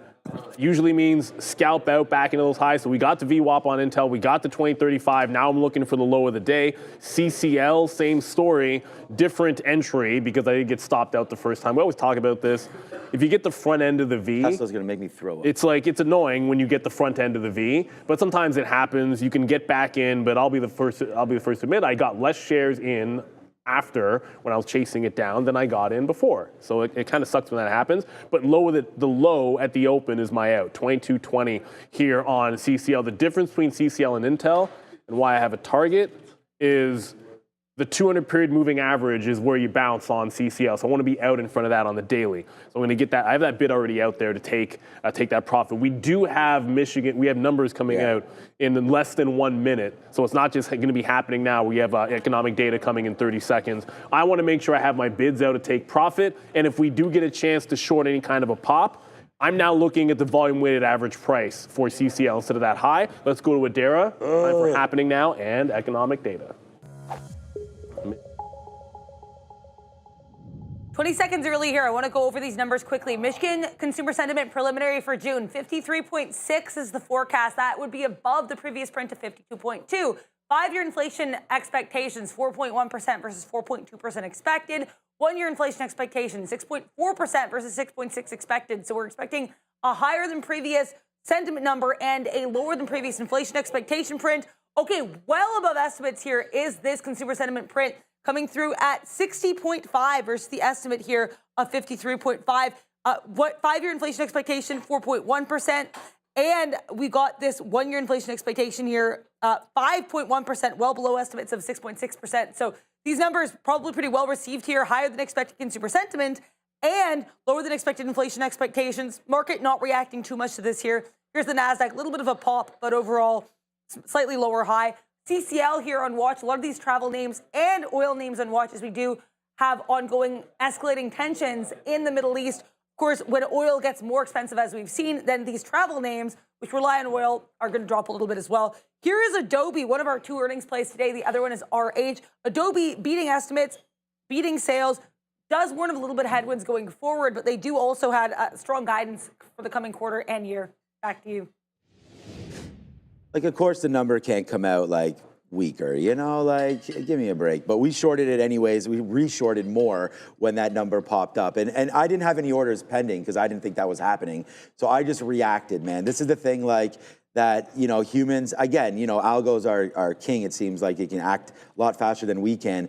But again, noticing just that kind of move to the upside, I was able to punch a little bit short there. That's not a little bit. We reloaded at 74. So this is actually going to work out fine if these levels continue to go downside. I'm not sure now because that was a pretty hot look there for Michigan sentiment there, coming out 60.5 versus strong. 53. So yeah, that's for June right there. 60.5 versus 53.5.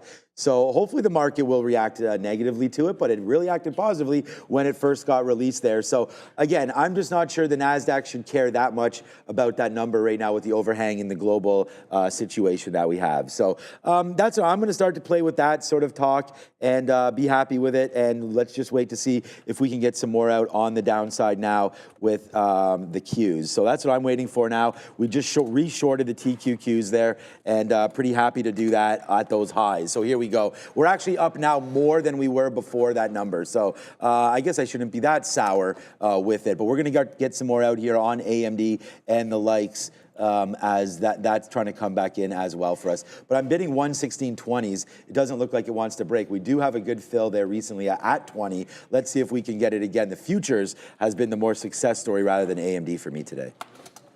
Interesting, because I don't have the chips as being all that strong right now. Like, I keep looking back over, like, NVIDIA has... Wrong one again. So NVIDIA's only reason it's not completely dying here is someone's buying it at 142.9. Like, look at it. It's underneath the VWAP, but someone's been picking it up over and over again.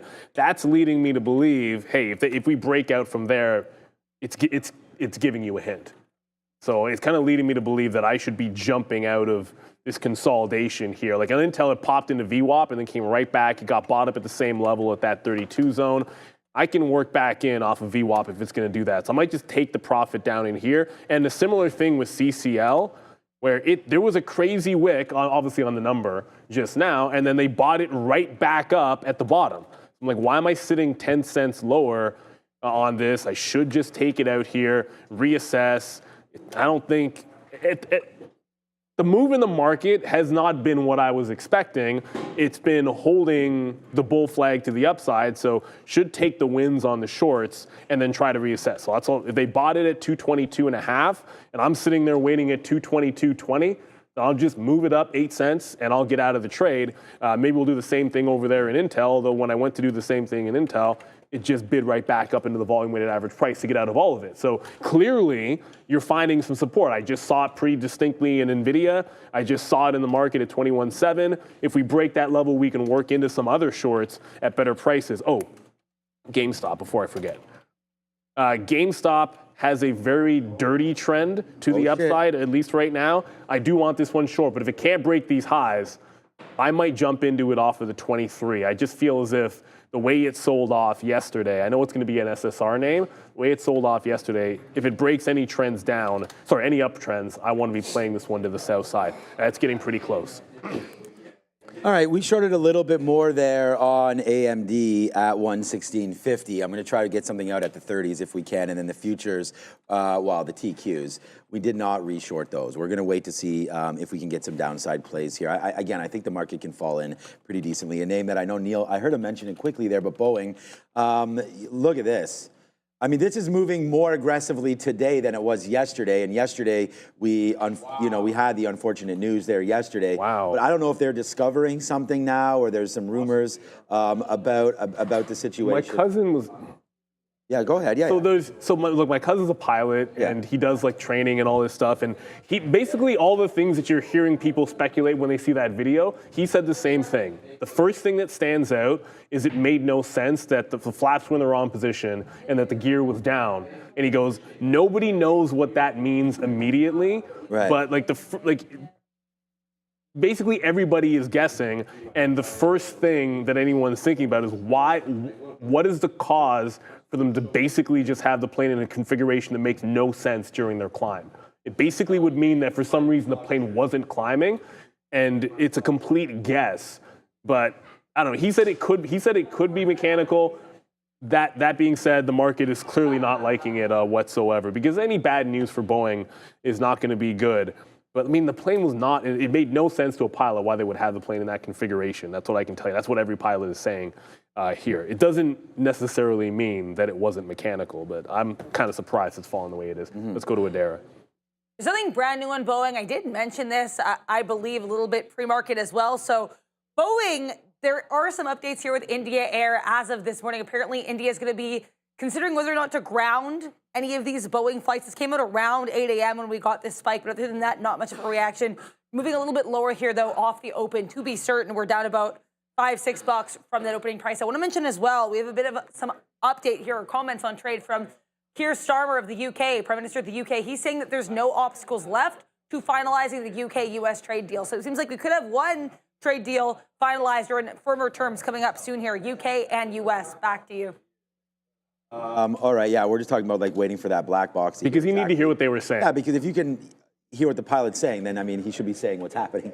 Yeah. So hopefully that'll come through. All right, reshort right now. We reshorted Tesla right here at 319. So there it is. We'll take 75 cents. Or sorry, we're short at 318.75. So I just got hit at 318 right there. So, you know, again, that's what we tried. And, you know, we bounced off of VWAP. That's 316.50 for Tesla. So I'm going to try to let AMD work itself out. I'm going to put an order now. Just because this hasn't been, like, trading the greatest on Tesla, 317.50, then if we can get something again at 316.50, we'll do that as well. So let's see if that wants to work out for us. Potentially not, but maybe. AMD as well. I'm trying to short some of these top levels in case we do wind up coming down. Benzinga's working, by the way. Yeah, it's okay. The guy's apologizing now because his mic was live, and we already knew that. It happens. Yeah, it happens. So there you go. Like I left my order out for CHYM yesterday and cost me way too much money. But okay, here we go. TQs, again, we did not re-short them, but we're watching out because we understand that the Nasdaq right now is not dropping. So we watch out for that. AMD, Tesla. So AMD also very, very similar right there. 116, 116.15, something like that. If we can get drips into there, I just think that it's time to hold. It's only 10:10 right now. And by the way, we just got a note from our lunch staff that lunch will be arriving at 10:30 today. So if you're hungry in the next 20 minutes, you can go and get it, and we'll talk about what's for lunch just a little bit later. But right now, we are getting a move down in, so hopefully we can break 318. Hopefully the Qs can get into VWAP, which would be real nice. We don't even have a fill down here at 73.40, but here we come. We're waiting. I'm waiting at 73.80s, but I'm going to take one more bid right here in the 50s. There it is. We take it. Now let's wait for that break, and I'm going to put a bid at VWAP right now at 73.40.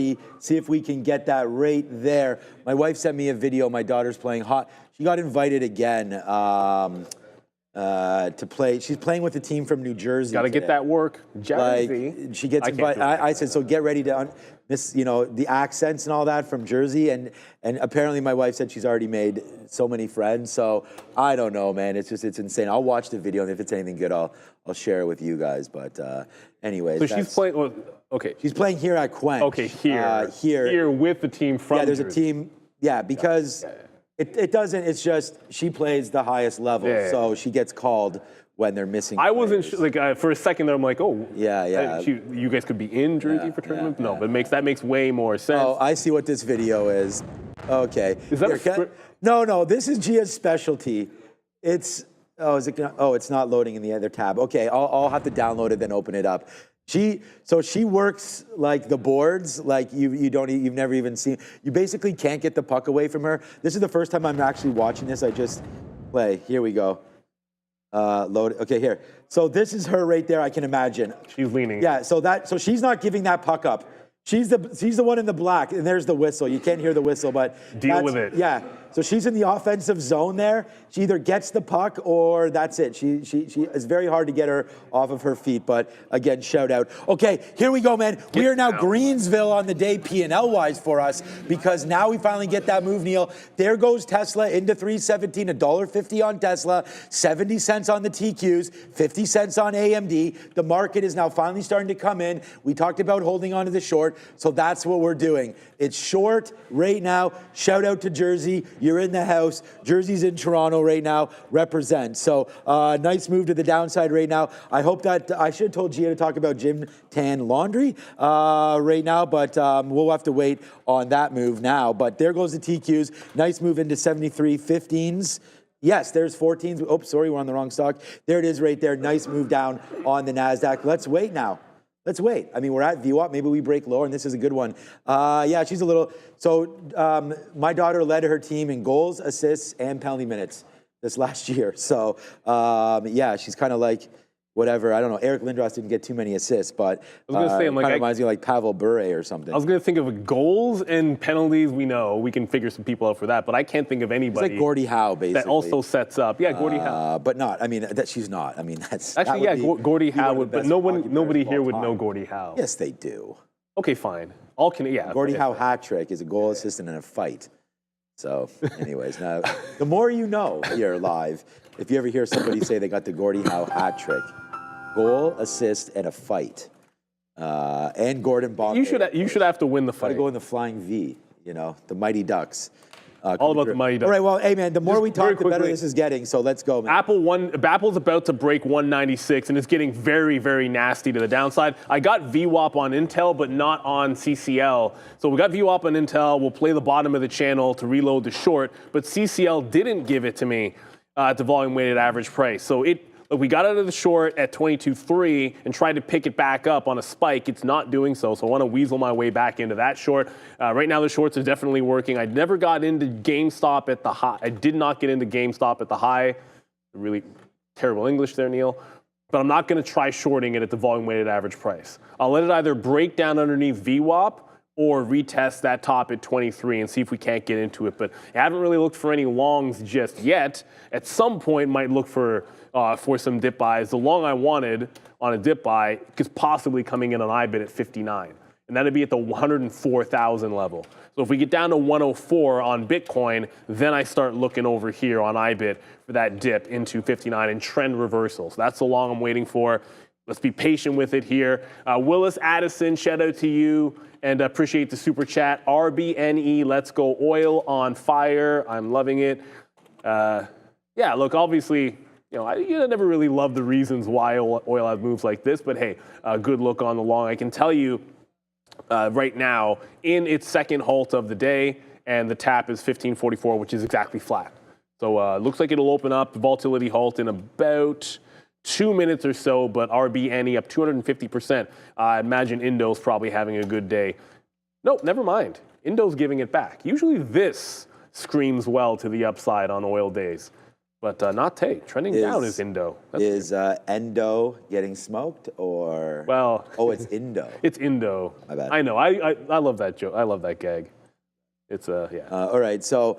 Just quick again, man. Tesla's now $2, and okay, we're actually VWAP has changed. I'm at 316.50 right now. I'm just gonna put one. I actually just canceled it because I don't want to get too many overfills right now. I'm gonna take it out right now. Boom, punch out there. Boom. We got 73s there, so nice little fill there for us on Tesla. So that was a good look there. Did we get 73s? Yes. So good fill there. Okay. Well, now it's worse than that, but here we go.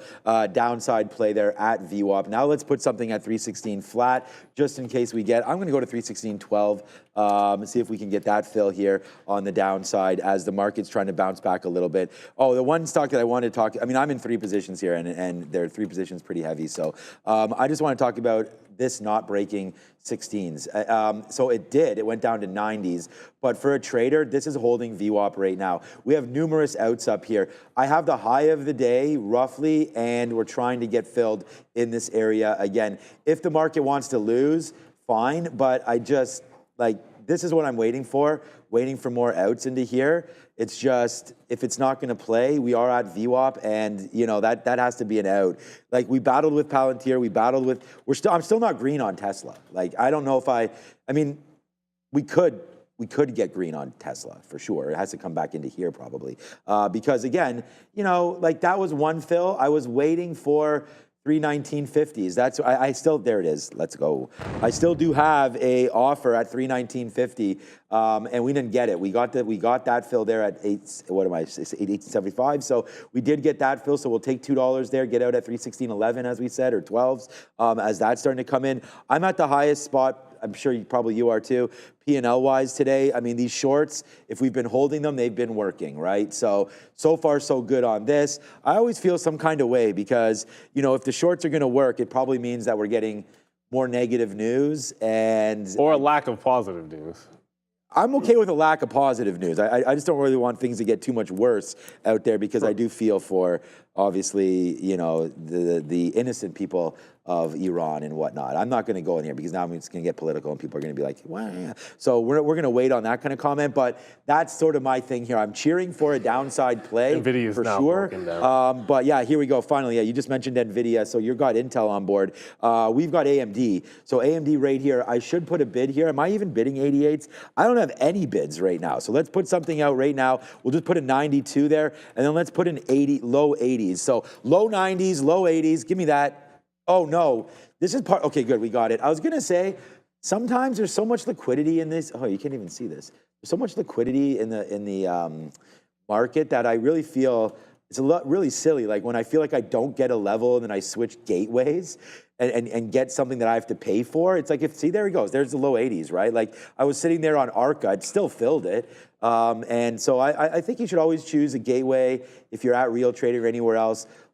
Study the fee sheet because depending on the style of trading you're doing, it's going to matter. But if you're trading mega cap names, I think you just want to go with a fee that is a rebate, and you don't really want to worry. Get paid. yeah, you don't really want to worry too much about missing like 1 penny on NVIDIA because it'll probably come right back for you and get hit. So sometimes I work that angle way too much and it does backfire, and then sometimes I'll get like double filled because I won't cancel one and I'm like, what do I do? So it's just like, you know, calmer heads always prevail, and I think that if you're going to use a gateway, just pick one that you like. We talked about Anil's and like an edge, and like I like Bats, Arca. I actually use Nasdaq more, probably more than anything. That's just by habit. Really? But Arca, well, it's Arca, Nasdaq are probably my two. And then I've gotten away from Nasdaq just because I feel like most of the names I trade are Nasdaq related. So kind of want to be off exchange, but I don't know.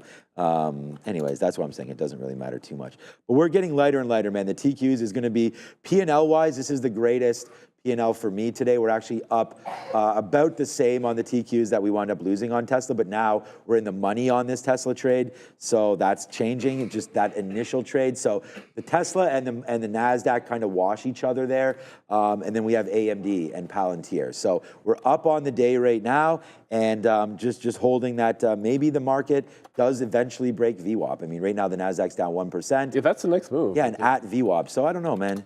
I'm going to get another out there on Tesla just because it's 316 and we've sort of bounced off of there. We did not get that 315. Well, that would have been nice. 315.38. Where am I bidding on Tesla? I'm not. So yeah, I need to be down here at 315 something. Like the way I see it right now, it's pretty simple in terms of what you need to see next for continuation. As Tom mentioned, like you're pulling back into volume weighted average price. So you break it down, then I continue shorting lower highs. If it holds the bid, then you want to, if you're short, then you want to wait till that actual high of the day. So anyways, I did reload Intel. I want to get to QBTS quickly before we do the small cap recap.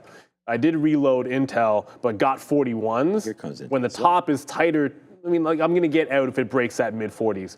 You know, at this point, it's holding a lower trend line, but if we bounce off VWAP, I wait for the high of the day. Similar thing with CCL. QBTS just put in a big reversal volume candle. I'm still feeling pretty bearish on it. I'm going to let this candle maybe revert it back into the prior low. It's now starting to hold trend into the downside, and it's a flat bottom break at 1475 on the daily. Underneath that, I think you have a lot of room to fall for QBTS. Now let's go to Adara.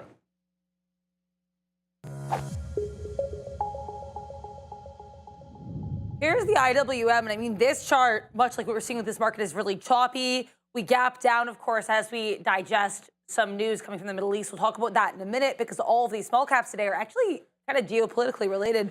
We have this kind of slow grind to the upside pre-market, bouncing off the open, then giving up all of that and more. In our second 15-minute candle, which is definitely a bearish engulfing candle. We've been pretty choppy ever since, but we haven't made new lows since that drop there at 945. Here's HUSA. This has been a small cap runner before. They've definitely covered it in the midday in the past. Houston American Energy Corporation. We know these energy plays are going to be on watch today. This one has, I believe, about a 3 million share float. RBNE, the second one here, Robin Energy. I found out very little of this company, but of course, with energy in the name, it's another one of these sympathy plays for what's happening here with these geopolitical tensions and what it's doing to oil. RBNE has a market cap around $36 million. NUKK is the last one, Nucleus. This is a ticker you might remember. It's another one that was a former small cap runner. Iron Dome related here, guys. So this one's going to be in watch for sure, about a 5% short float. And this looks more like a defense play, trying to play this situation in the Middle East. Back to you. Thanks, there. We come back $5 now in the money as Tesla continues to make new moves, man. We just touched 314, so I guess it's $4.75 in the... Money, so we're pretty happy with that one as it's trying to fall back down in a little bit here. AMD is tanking as well. We got the price that we wanted. We talked about trying to get some out into here where we've seen some supply before, or some demand again, sorry. I'm going to put another bid here at 84. We just kind of cracked a little bit lower there. So yeah, so far so good here on the downside and the downswing of this trade. It's too bad we don't actually have more shares than we do. But yeah, nice moves, man. Futures also cracking. I mean, there we go. And just to review, like what my number one trades were. I mean, Neil posted them up as well. You guys should go check them all out. But right here, that's yesterday. That's NVIDIA, my bad. Right into here. So today's breakdown for me was TQs short 74, 74. I mean, we're short. There's the AMD short, GameStop and Palantir. So, you know, just double checking what we were looking at. My number one P&L name is the Nasdaq short. So there it goes. And then there's AMD. So, you know, both doing well. The only problem with AMD is I think it's actually stronger than I'm giving credit for right now. It's could have broke a lot more than that and didn't. So, you know, that makes me think about NVIDIA. Look. Again, NVIDIA is weaker, but I can't. Yeah, like I can never pick the right one, but maybe there will be some pickup now in everything. And then let me guess where Palantir is. Still pretty high underneath view up. If anything, I like a long in Palantir. So that was a great short. Congratulations, anybody that grabbed that. That's for sure. But you could see it is making the move back in right now into some levels. We shorted 135. And that was wrong. We got out of there ASAP. We're at the highest spot we've been at all day today, but the Nasdaq also cracked for us. So that was a great trade. One more bid out here at 88. There it is. We'll take that on the TQs. Now I don't have any more bids until the low of this pre-market, which is right into here, 72.65. So let's see if we get one more leg down on that, and then then we can maybe start to clean up some more and more of this trade. But remember, it's only 10:20. Like, there's still a lot of day left, to say the least. And I think it's time for Oracle to make another high. Jesus, I mean, Oracle is just... It's an absolute rocket here. Oracle just, well, I joke because it had already made that all-time, not all-time. It just made that break like 2 seconds ago. But every single tick is an all-time high. Yep. Like Thank you, Randy. Yeah, thank you, Randy. It had already done it before I had even gotten it out of my mouth. That's the point I wanted to get to. I am in QBTS for the first time. We'll get to that in a quick little second, but we want to give a shout out to Trade the Pool because the one for all, I like to usually throw an all for one, but it is a one for all trading competition from Trade the Pool, something you've probably never seen before because it's never been done before. Everyone will be trading together on one shared account with 1 million buying power, and it starts June 16th to the 18th. The goal, beat the Qs. For example, if the Qs move by, QQQ move by 3% up or down, we aim for more. And what's in it for you? Well, everyone wins, plus $675,000 in prizes, 20 evaluation accounts up for grabs. One account, one mission, one for all. Scan the QR code and join the team now, link in description. Well, right now, I mean, if everyone wanted to beat the Qs, you'd be going long Oracle right now. Pretty obvious as it continues to go higher. I think clearly you can see the trend line. I wouldn't necessarily want to be fighting this trend. I think if you want to join it, VWAP, slap a trend on the 3-minute is one way to go. But in a weak market, I don't want to take something that breaks a trend up top. You know, if it breaks a trend at the highs in a weak market, not good. If the market bounces off these lows that we're about to hit, the support, then I think you buy it on any support line there on Oracle. I got into QBTS for the first time here today. I wanted inventory into this bottom break. It's an OB term. I wanted to be in before it broke that flat bottom. So the first bottoming tail, well, it was also a topping tail candle. So it did a couple of things. Bottoming tail on volume, tried to take out, as it bounced, it tried to take out prior highs, did not. Well, actually, I should have been adding to this one while I was yapping. But yeah, going into that low, I want to have shares at 14.75. I'll probably try to pick something up at 15 as well.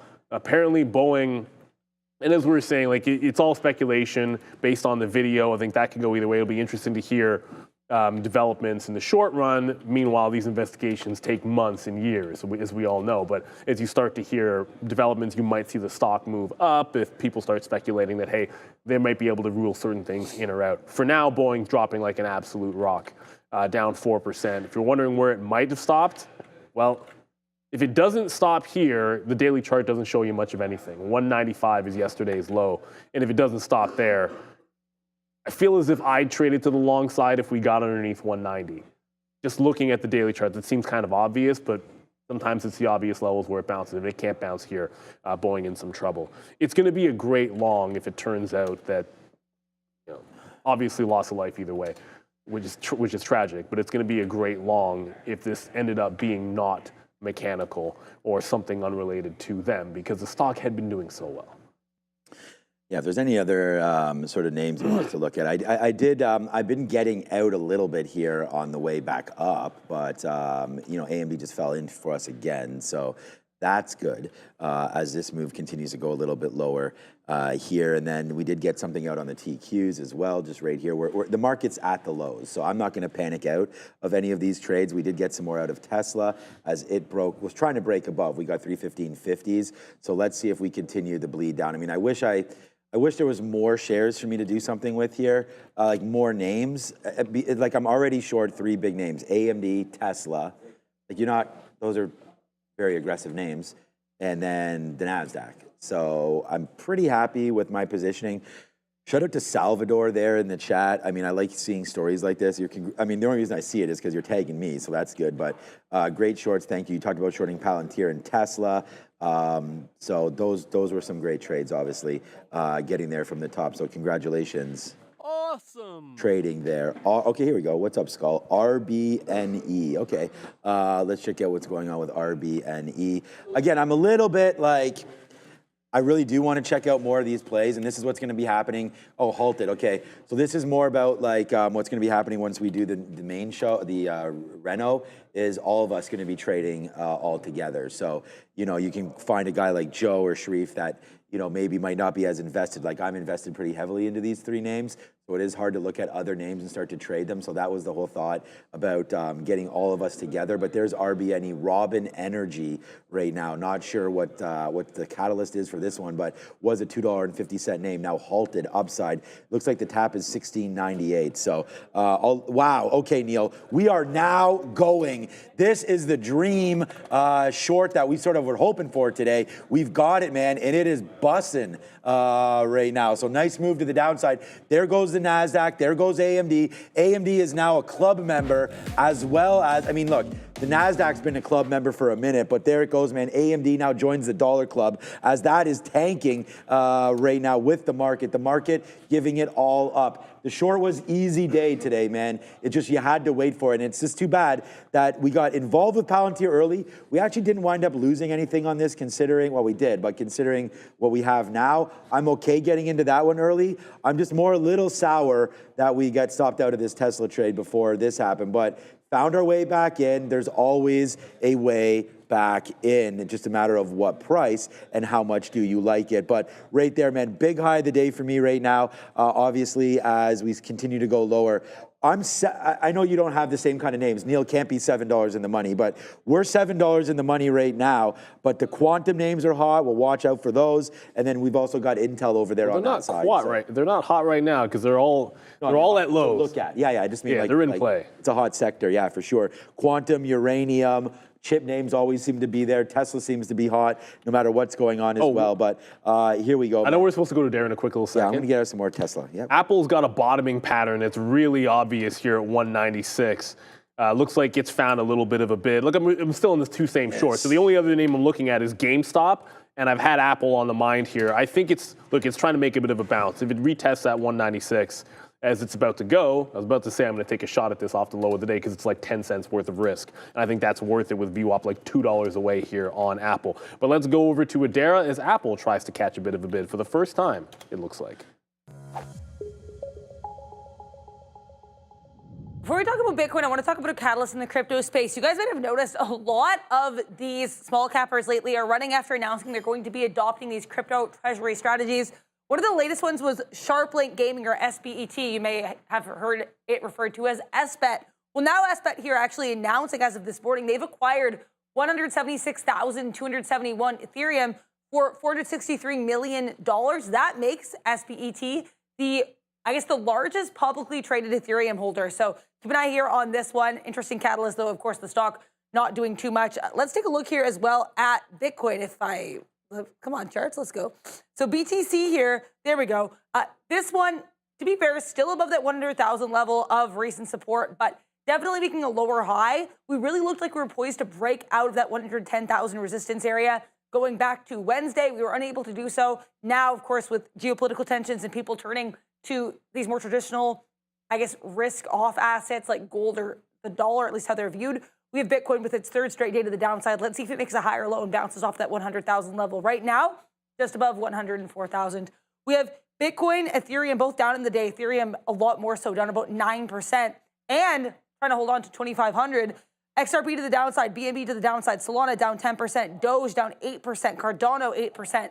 Lots of weakness in the crypto space. Back to you. Thank you very much for the crypto update there. And like that SGEN, whoops, SBET, I don't blame you. SGEN. We have Obi on the midday show right now. Just Finding found out out. that Sharif wanted some time off. So I hope he's okay. I just want to mention that SPET, whatever side you come down on in the Twitter battle, where some people are saying, hey, that filing last night meant insiders are selling, some saying that's not true. Well, the market's deciding they don't want to buy this thing at all. But there's something interesting happening at $11. I'll watch this. If it ever closes on the 15-minute, distinctly above and holding that 11 level, like look at what's happening here. It's not doing anything in either direction. If it closes a couple of candles under 11 or a couple of candles above 11, I think you try to play it in the other direction.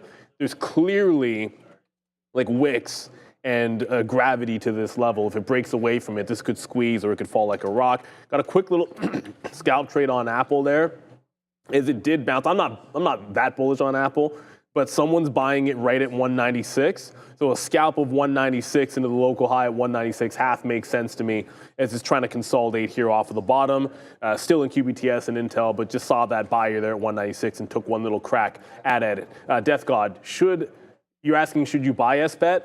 I'm saying I'm not doing a darn thing with this until it closes on the 15-minute. I want 2 closes above 11 or 2 closes below, and then I want to play the direction under which that happens. So that's the way I would approach it. Let the market decide on trend, and if it starts to make a trend, given it's this volatile, I think taking a shot at that trend makes sense to me. All right, so Intel, we got a couple of reloads here at VWAP, just at or above, and we've been able to get out at that low. But look, now all of a sudden you're threatening to break that high. If we take out the 45, I wait for the high of the day, and QBTS still hanging in the same range.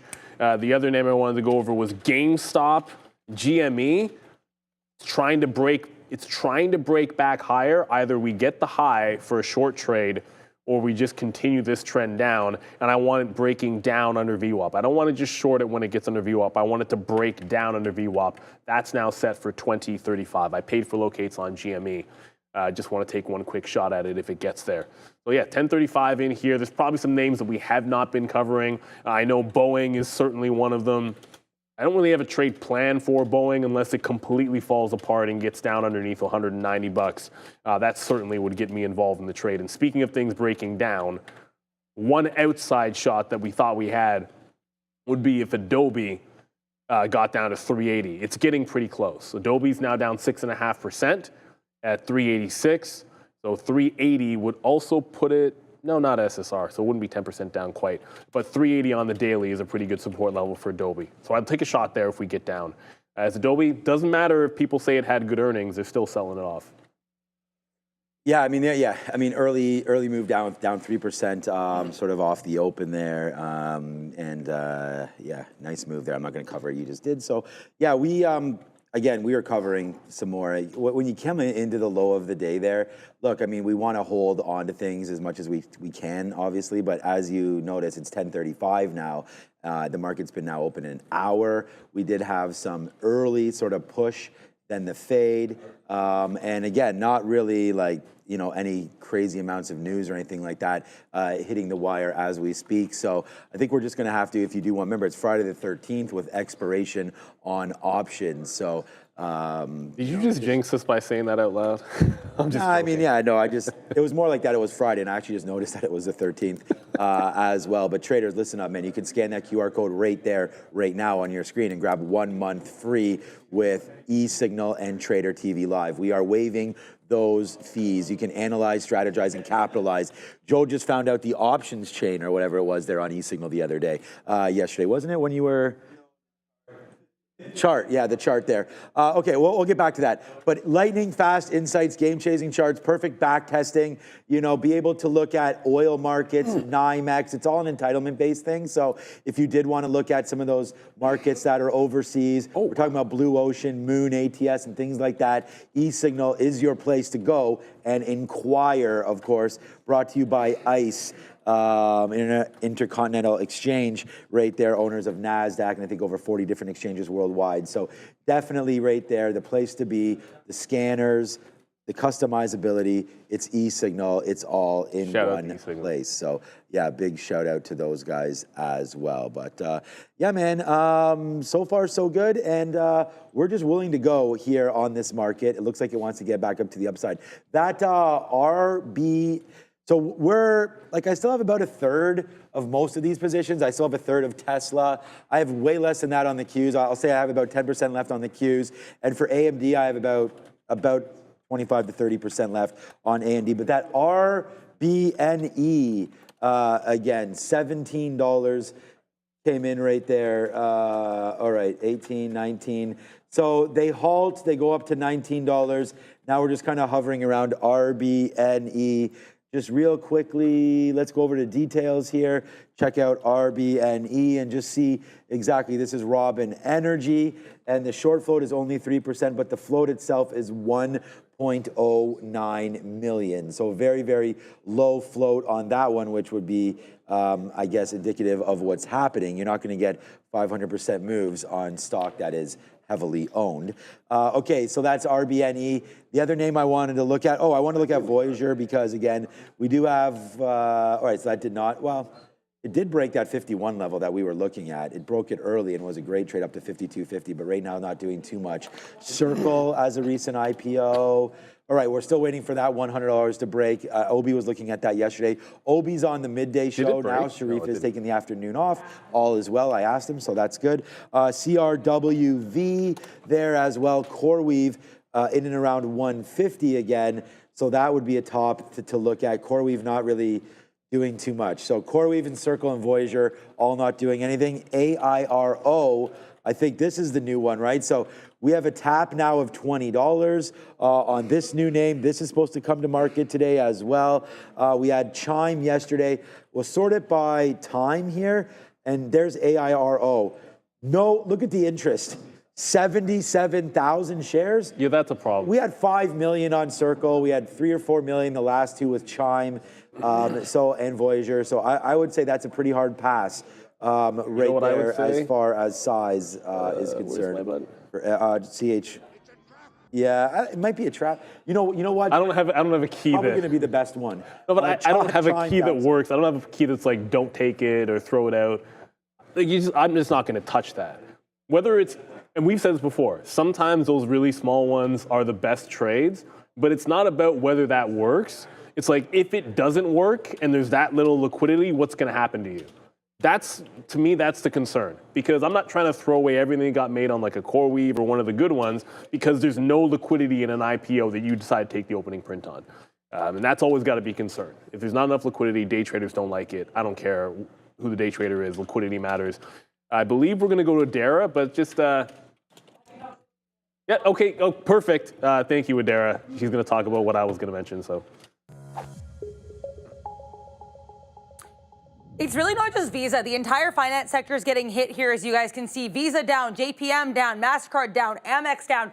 This has to do with the fact that, as reported earlier, it was actually at our watch list as well. Apparently, Amazon and Walmart, according to the Wall Street Journal, are considering issuing their own stable coins to get around some payment processing fees. That would be a bad look for all of these payment-related companies. So they are all dropping to the downside. But other sectors are red as well. Electronic technology, with the exception of some of these defense plays, benefiting from this tension in the Middle East, like RTX and LMT.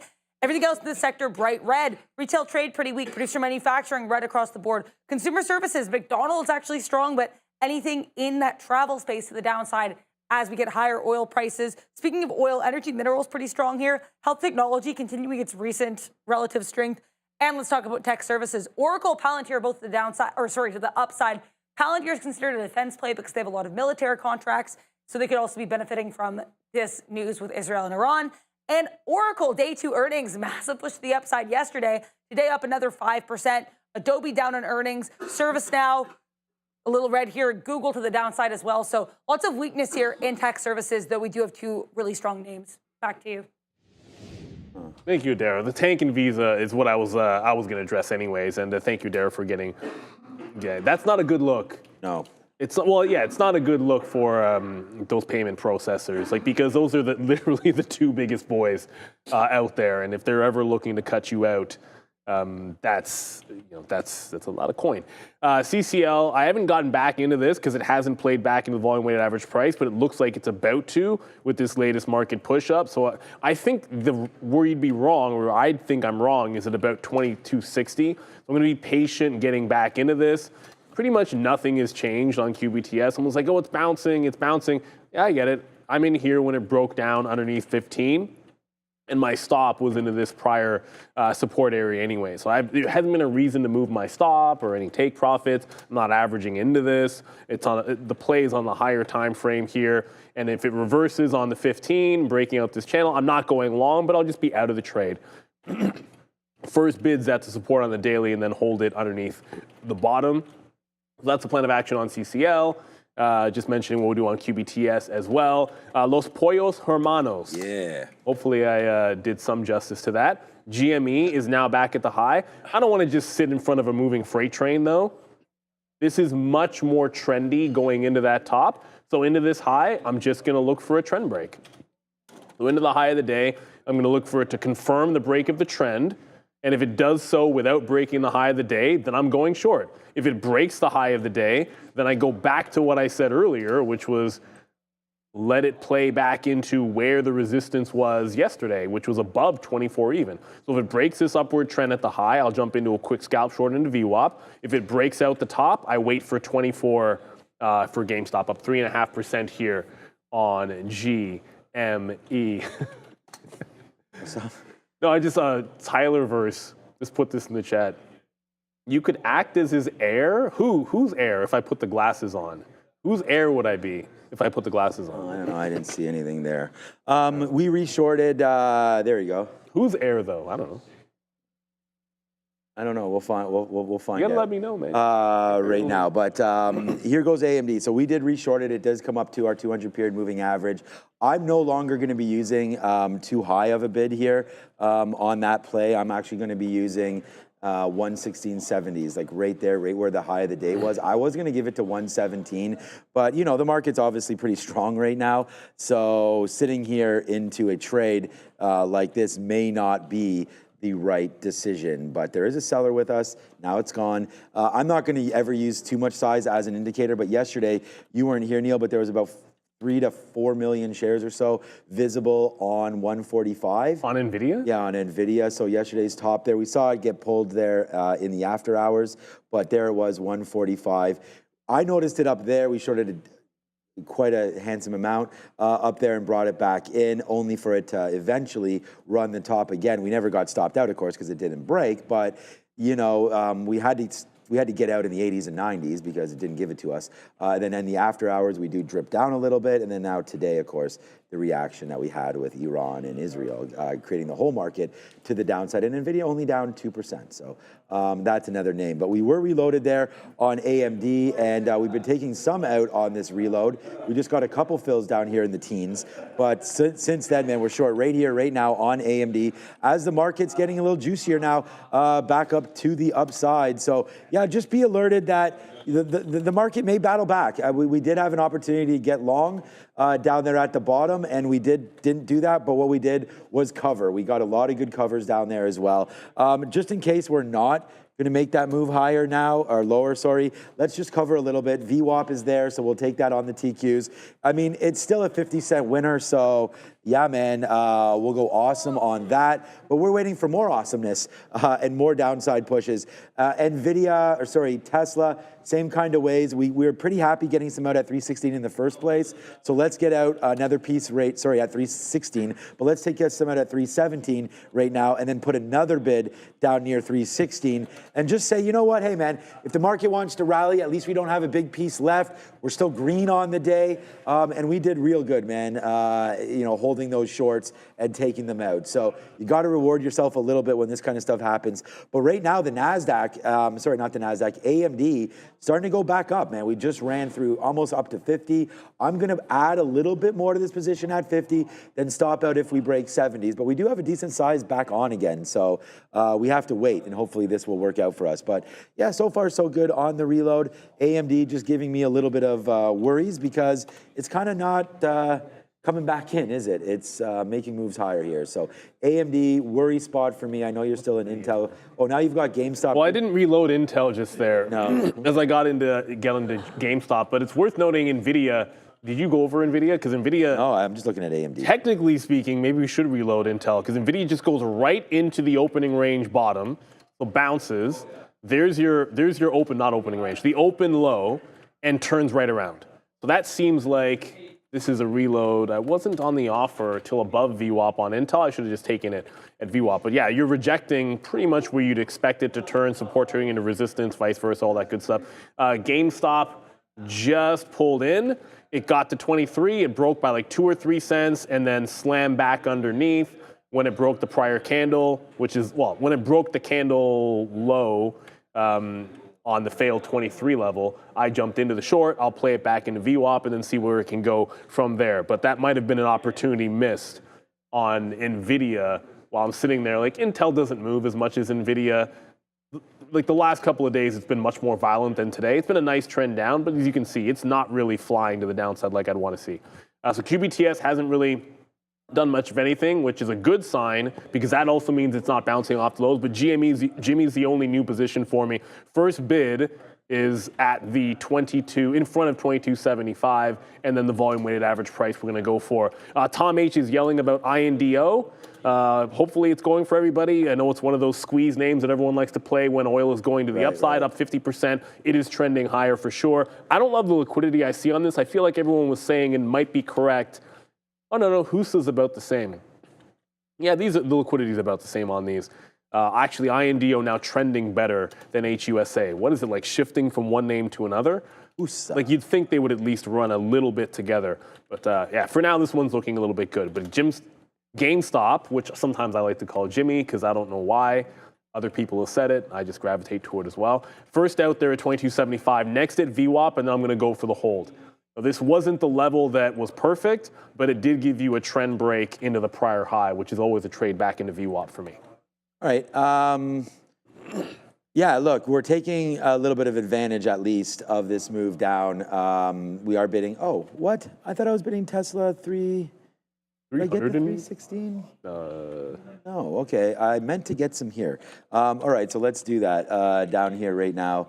On Tesla. Okay, we'll take 315.90s there. So we take that one as we're starting to fall back in on TSLA right now. So good movement there. And what I was going to say was we're taking advantage of this move down in both the Nasdaq and in Tesla. So we take that in Tesla. We take it in the Nasdaq right now as we took out some VWAP. Now we're taking out the 200 and the 50 as the market's going to just try to hover. But what we're in trouble with is AMD. So I was going to say, like, one's working, one's not. So this is about... It's not about to stop out or anything yet. We talked about where we'd like to get stopped out. I just don't want to have too many shares here in case we get sour. But we were waiting at 60s, not 50s there for AMD. I'd like to get a little bit higher than where we had been. But here comes a little bit of a pullback right now back down. So here we go. Come on, AMD. Ah, damn. It just keeps getting bought up. So it's not great action here on AMD. Tesla looks like a much stronger short than AMD. Let's take advantage of something and get something out here on advanced. There we go. We get some 26s. Okay, whatever, man. Let's see if we can get lower. We're just trying to like lick our wounds a little bit here on advanced micro devices in hopes that this is what's about to happen. Nice downside play now on AMD. What's up, Adara? I'll tell you what is up, but it's actually the US dollar, believe it or not, though this longer term trend is still pretty ugly. So you can see here, this almost looks like that inverse cup and handle. You have this very large extended rounded top that takes about, I would say, 6 to 8 months here to develop. Then we get another push to the upside, and then we come right back down. So a bit of a cup and handle pattern there, it's inverse of that. Let's talk about these economic numbers at 10 a.m. because they were notable, and oddly enough, they didn't really impact the market as much as you might expect. We did have University of Michigan consumer sentiment 60.5, well above estimates of 53.6. University of Michigan 5-year inflation expectations exactly in line with estimates here, 4.1% versus 4.1% expected. But then we had a lower than expected 1-year inflation expectation, 5.1% versus 6.4% expected. All of those numbers you think would be positive for the market, but the market not really reacting to these numbers much. US dollar likely to the upside here, I'm seeing attributed to the fact that we have this ongoing tension in the Middle East and people are looking for that safe haven. The dollar has historically been that. Back to you. Make sure to like and subscribe. Yeah. Thank you very much, Adair. A couple of things that are absolutely breaking out. Shout out to everyone that's mentioning both. Circle, we'll get to in a second. And then with just a question, what's going on with Alphabet? Well, the biggest volume candle since the open, breaking out the highs. What's going on with Alphabet? Suddenly, this is the strong Mag 7 name. I mean, clearly. And maybe this is technical. I don't know. I haven't seen a specific story at all for Google, but it just broke out on volume. Could have been some shorts that got tagged out of this as you're at the one. I mean, it's 175 on a Friday. I think that makes the most sense to me, that you get a bunch of volume when you crush through that strike price. So if it holds above here, I think you want to be joining the trend. And then Circle, now up 10%. That's right. The IPO that is Circle just continues to go and go. Just remember what happened at 120 a couple of days ago in here. I know when I left you guys, I was like, oh, I was looking to short this at 120. Well, maybe it's going to get to that 120 level. It looks a little bit more. It's one thing to do it the first time it goes. It's another thing to do it the second time, but it's still the same level. $120 here on Circle. I don't even think I paid for Locate because I wasn't even paying attention to this stock earlier. They're not expensive. It's like almost nothing. Yeah, I'll probably go ahead and do that. I did on GameStop because we knew it was in play, but that just tagged our first stop at 22.75 and is going right back into the high. So I'm not holding it through the break of the prior bar. If it breaks a prior bar, I'm out. This was a scalp trade anyways, so we're going to keep it in that regard for sure. I was also asked if I was going to reload Apple at 196. It's not a reload because I got out of it. A reload would kind of mean if I got out of everything for the initial push. To me, if it retests that 196 low, that's not a good sign. I'd rather be looking for strength on higher lows than trying to go long at the same bottom. So short answer, no. If I liked it the long side, I'd be long at the higher low, not here. So I'm staying away from Apple with just one quick scalp trade. Watch out for the chips because NVIDIA is going higher. That makes me cancel any reloads there on Intel, which I haven't really touched since it stopped moving the way I liked it. Now, early, we had the short off the high, great. And then we short VWAP. Now it's a brick wall, 2032 into these highs. Unless I see another topping tail candle for an entry, I see no reason to jump into this one willy-nilly. I am Pat just said boom Palantir. Must be ripping. Yeah. I mean, the market is... Pun intended as well. It just broke high of the day as well. Yeah, we're going to take an L, it looks like, anyways. Flush ourselves down here on AMD. We're breaking through 80s, and if we break through 80s, then we're going to get out. There it goes. We sort of knew that this was, we didn't know it. I mean, we liked the short. We initially wanted the short higher than this, but we had just tried it and out. That's what it is. The market is really starting to There's a headline here. Higher right now. Yeah, what is it? Trump saying Iran officials are calling me to discuss the situation. Right, yeah, okay. All right, they're calling me. Trump, okay. All right, so we'll see what's going on there. But yeah, there goes, I mean, whether or not it's Iran, whether or not it's anything, the market is starting to go higher right now. So there it goes, man. AMD taking it out. The market's starting to go back upside. I still think I like the short, but we're getting into an area now where we could reload it. Okay, so there it is, 74. We were just going to talk about that. Up to 74.50. That was our initial look. So the Nasdaq was down pretty good about 30 minutes ago, now ripping to highs one more time. So we'll go back into this short. I didn't get that many shares there. Let me get a little bit more here at 94.95, as this is a level that we've tried again and again. So whether or not the headline is like Trump's getting involved now, we know that he's been actually pretty good about wanting to get peace in the Middle East. So hopefully that's a good sign for what's to come. But either way, there's the short for me. there again. Good thing we got out of the way of AMD. That's now through 117. So good move there. But reloaded into the market. We're now short once again right here, right now on that. Tesla doesn't get to any reload areas, but it's a good thing we were able to get out. I only have less than 20% now of this trade. So looking to maybe reload into some shorts, but yeah, go boom right now, market upside. So XOM pulling back as oil, again, you know, less concern about the Middle East. I don't know, like XOM down pretty much all day. This would have been a good one to fade. I almost thought, remember we were talking about Oxy breaking out today, and it filled right back up as well. That level right there, $45 coming into play there for Occidental. It came in 45.60 earlier, so that's a level right there. But here we go, market making another move down. We just reloaded this at 74 flats. Actually, we got 73 90s. We got 93s and then 90s. So reload there, now in the money a little bit on this, but downside, we continue to go here in the market for the last 2 minutes, but nice upside play as well. I mean, we always look at. I'd be careful with those the small cap energy names like the Indos and the HUSA. Anything that falls into that ilk, like heavy candles on that headline just now. You know, Trump saying Iran officials calling him to discuss the situation, because any de-escalation or any deal that gets made or any backing off that's going to move energy prices back to the downside, these things have a long way to fall, and the bid usually drops out rather quickly on them. Just a bit of warning, because that was a heavy candle. It's a trend break as well. I just went over it myself to see if we had free locates. I don't believe we do on either HUSA or INDO. So I'm going to go ahead and price those out for myself, because it just broke the trend line, and if it holds underneath the trend line from the open, as far as I'm concerned, it would be one thing to dump like traditional energy names on that pretty quickly, but I don't think it's going to take much to get some of the weak hands out on these. So I'm paying for locates, see if I can't grab this, if it makes a bounce off the volume weighted average price. GameStop ended up not breaking the high, so it's still holding the line. I'm bidding in front of VWAP to see what we can get next on that, so nothing's really changed there. It's not flying, it's not tanking, but we got our first take out there for 15, which is just better than 1-to-1. As I said, I want that VWAP retracement. And INDO, I think, is going to be the next trade for me. You know, regardless of how things work out there, I think this is a sort of an obvious place to try to fade these. So there it is, man. We'll just put, good call there. We're just getting out of 10% now of Robinhood. It's a new position. We're short Robinhood now.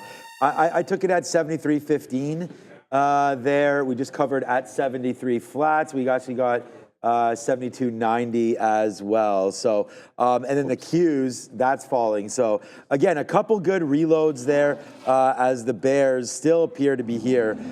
Is just not growling as much as they were not too long ago, but more outs there. We don't need to hold things for too long, but Robinhood is a new play. And of course, SBET is a name that a lot of you have been talking about. Now, I mean, kind of looks like what we were doing yesterday on GameStop, but trying to find its way right now. I would say you don't really want to look at this until we either break that high at 1160, or if you're able to get some shorts somewhere.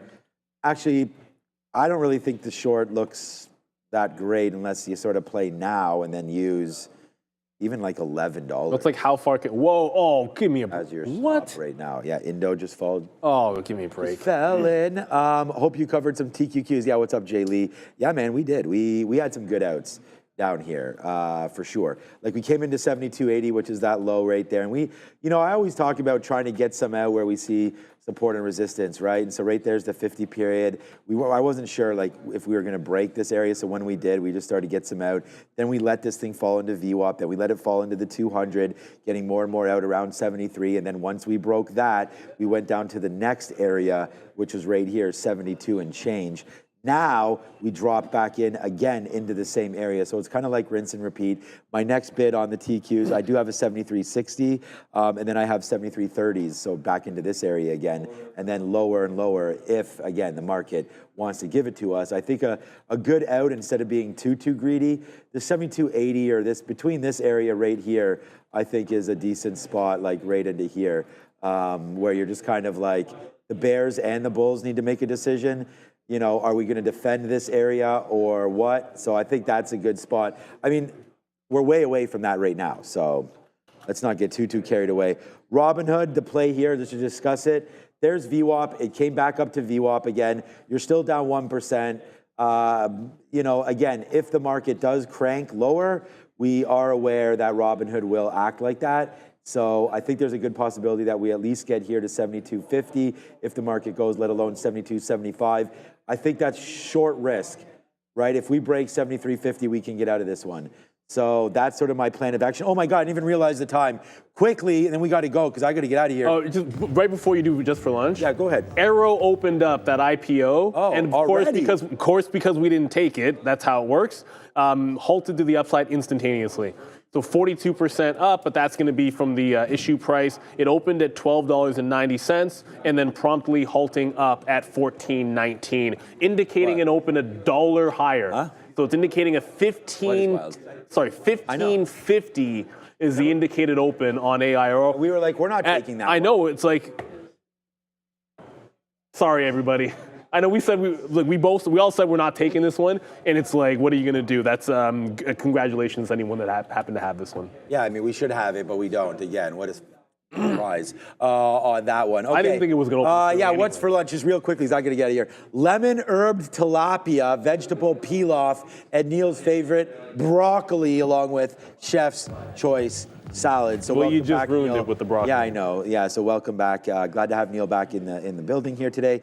So no Sharif, but it's Obi. Good job. Need some kale. Go get some kale on that salad. And we will see everybody here right back at 2 o'clock. But for now, it's the Midday Madness with Obi and Joe. It's Joby time. See you at 2 o'clock. Go get them.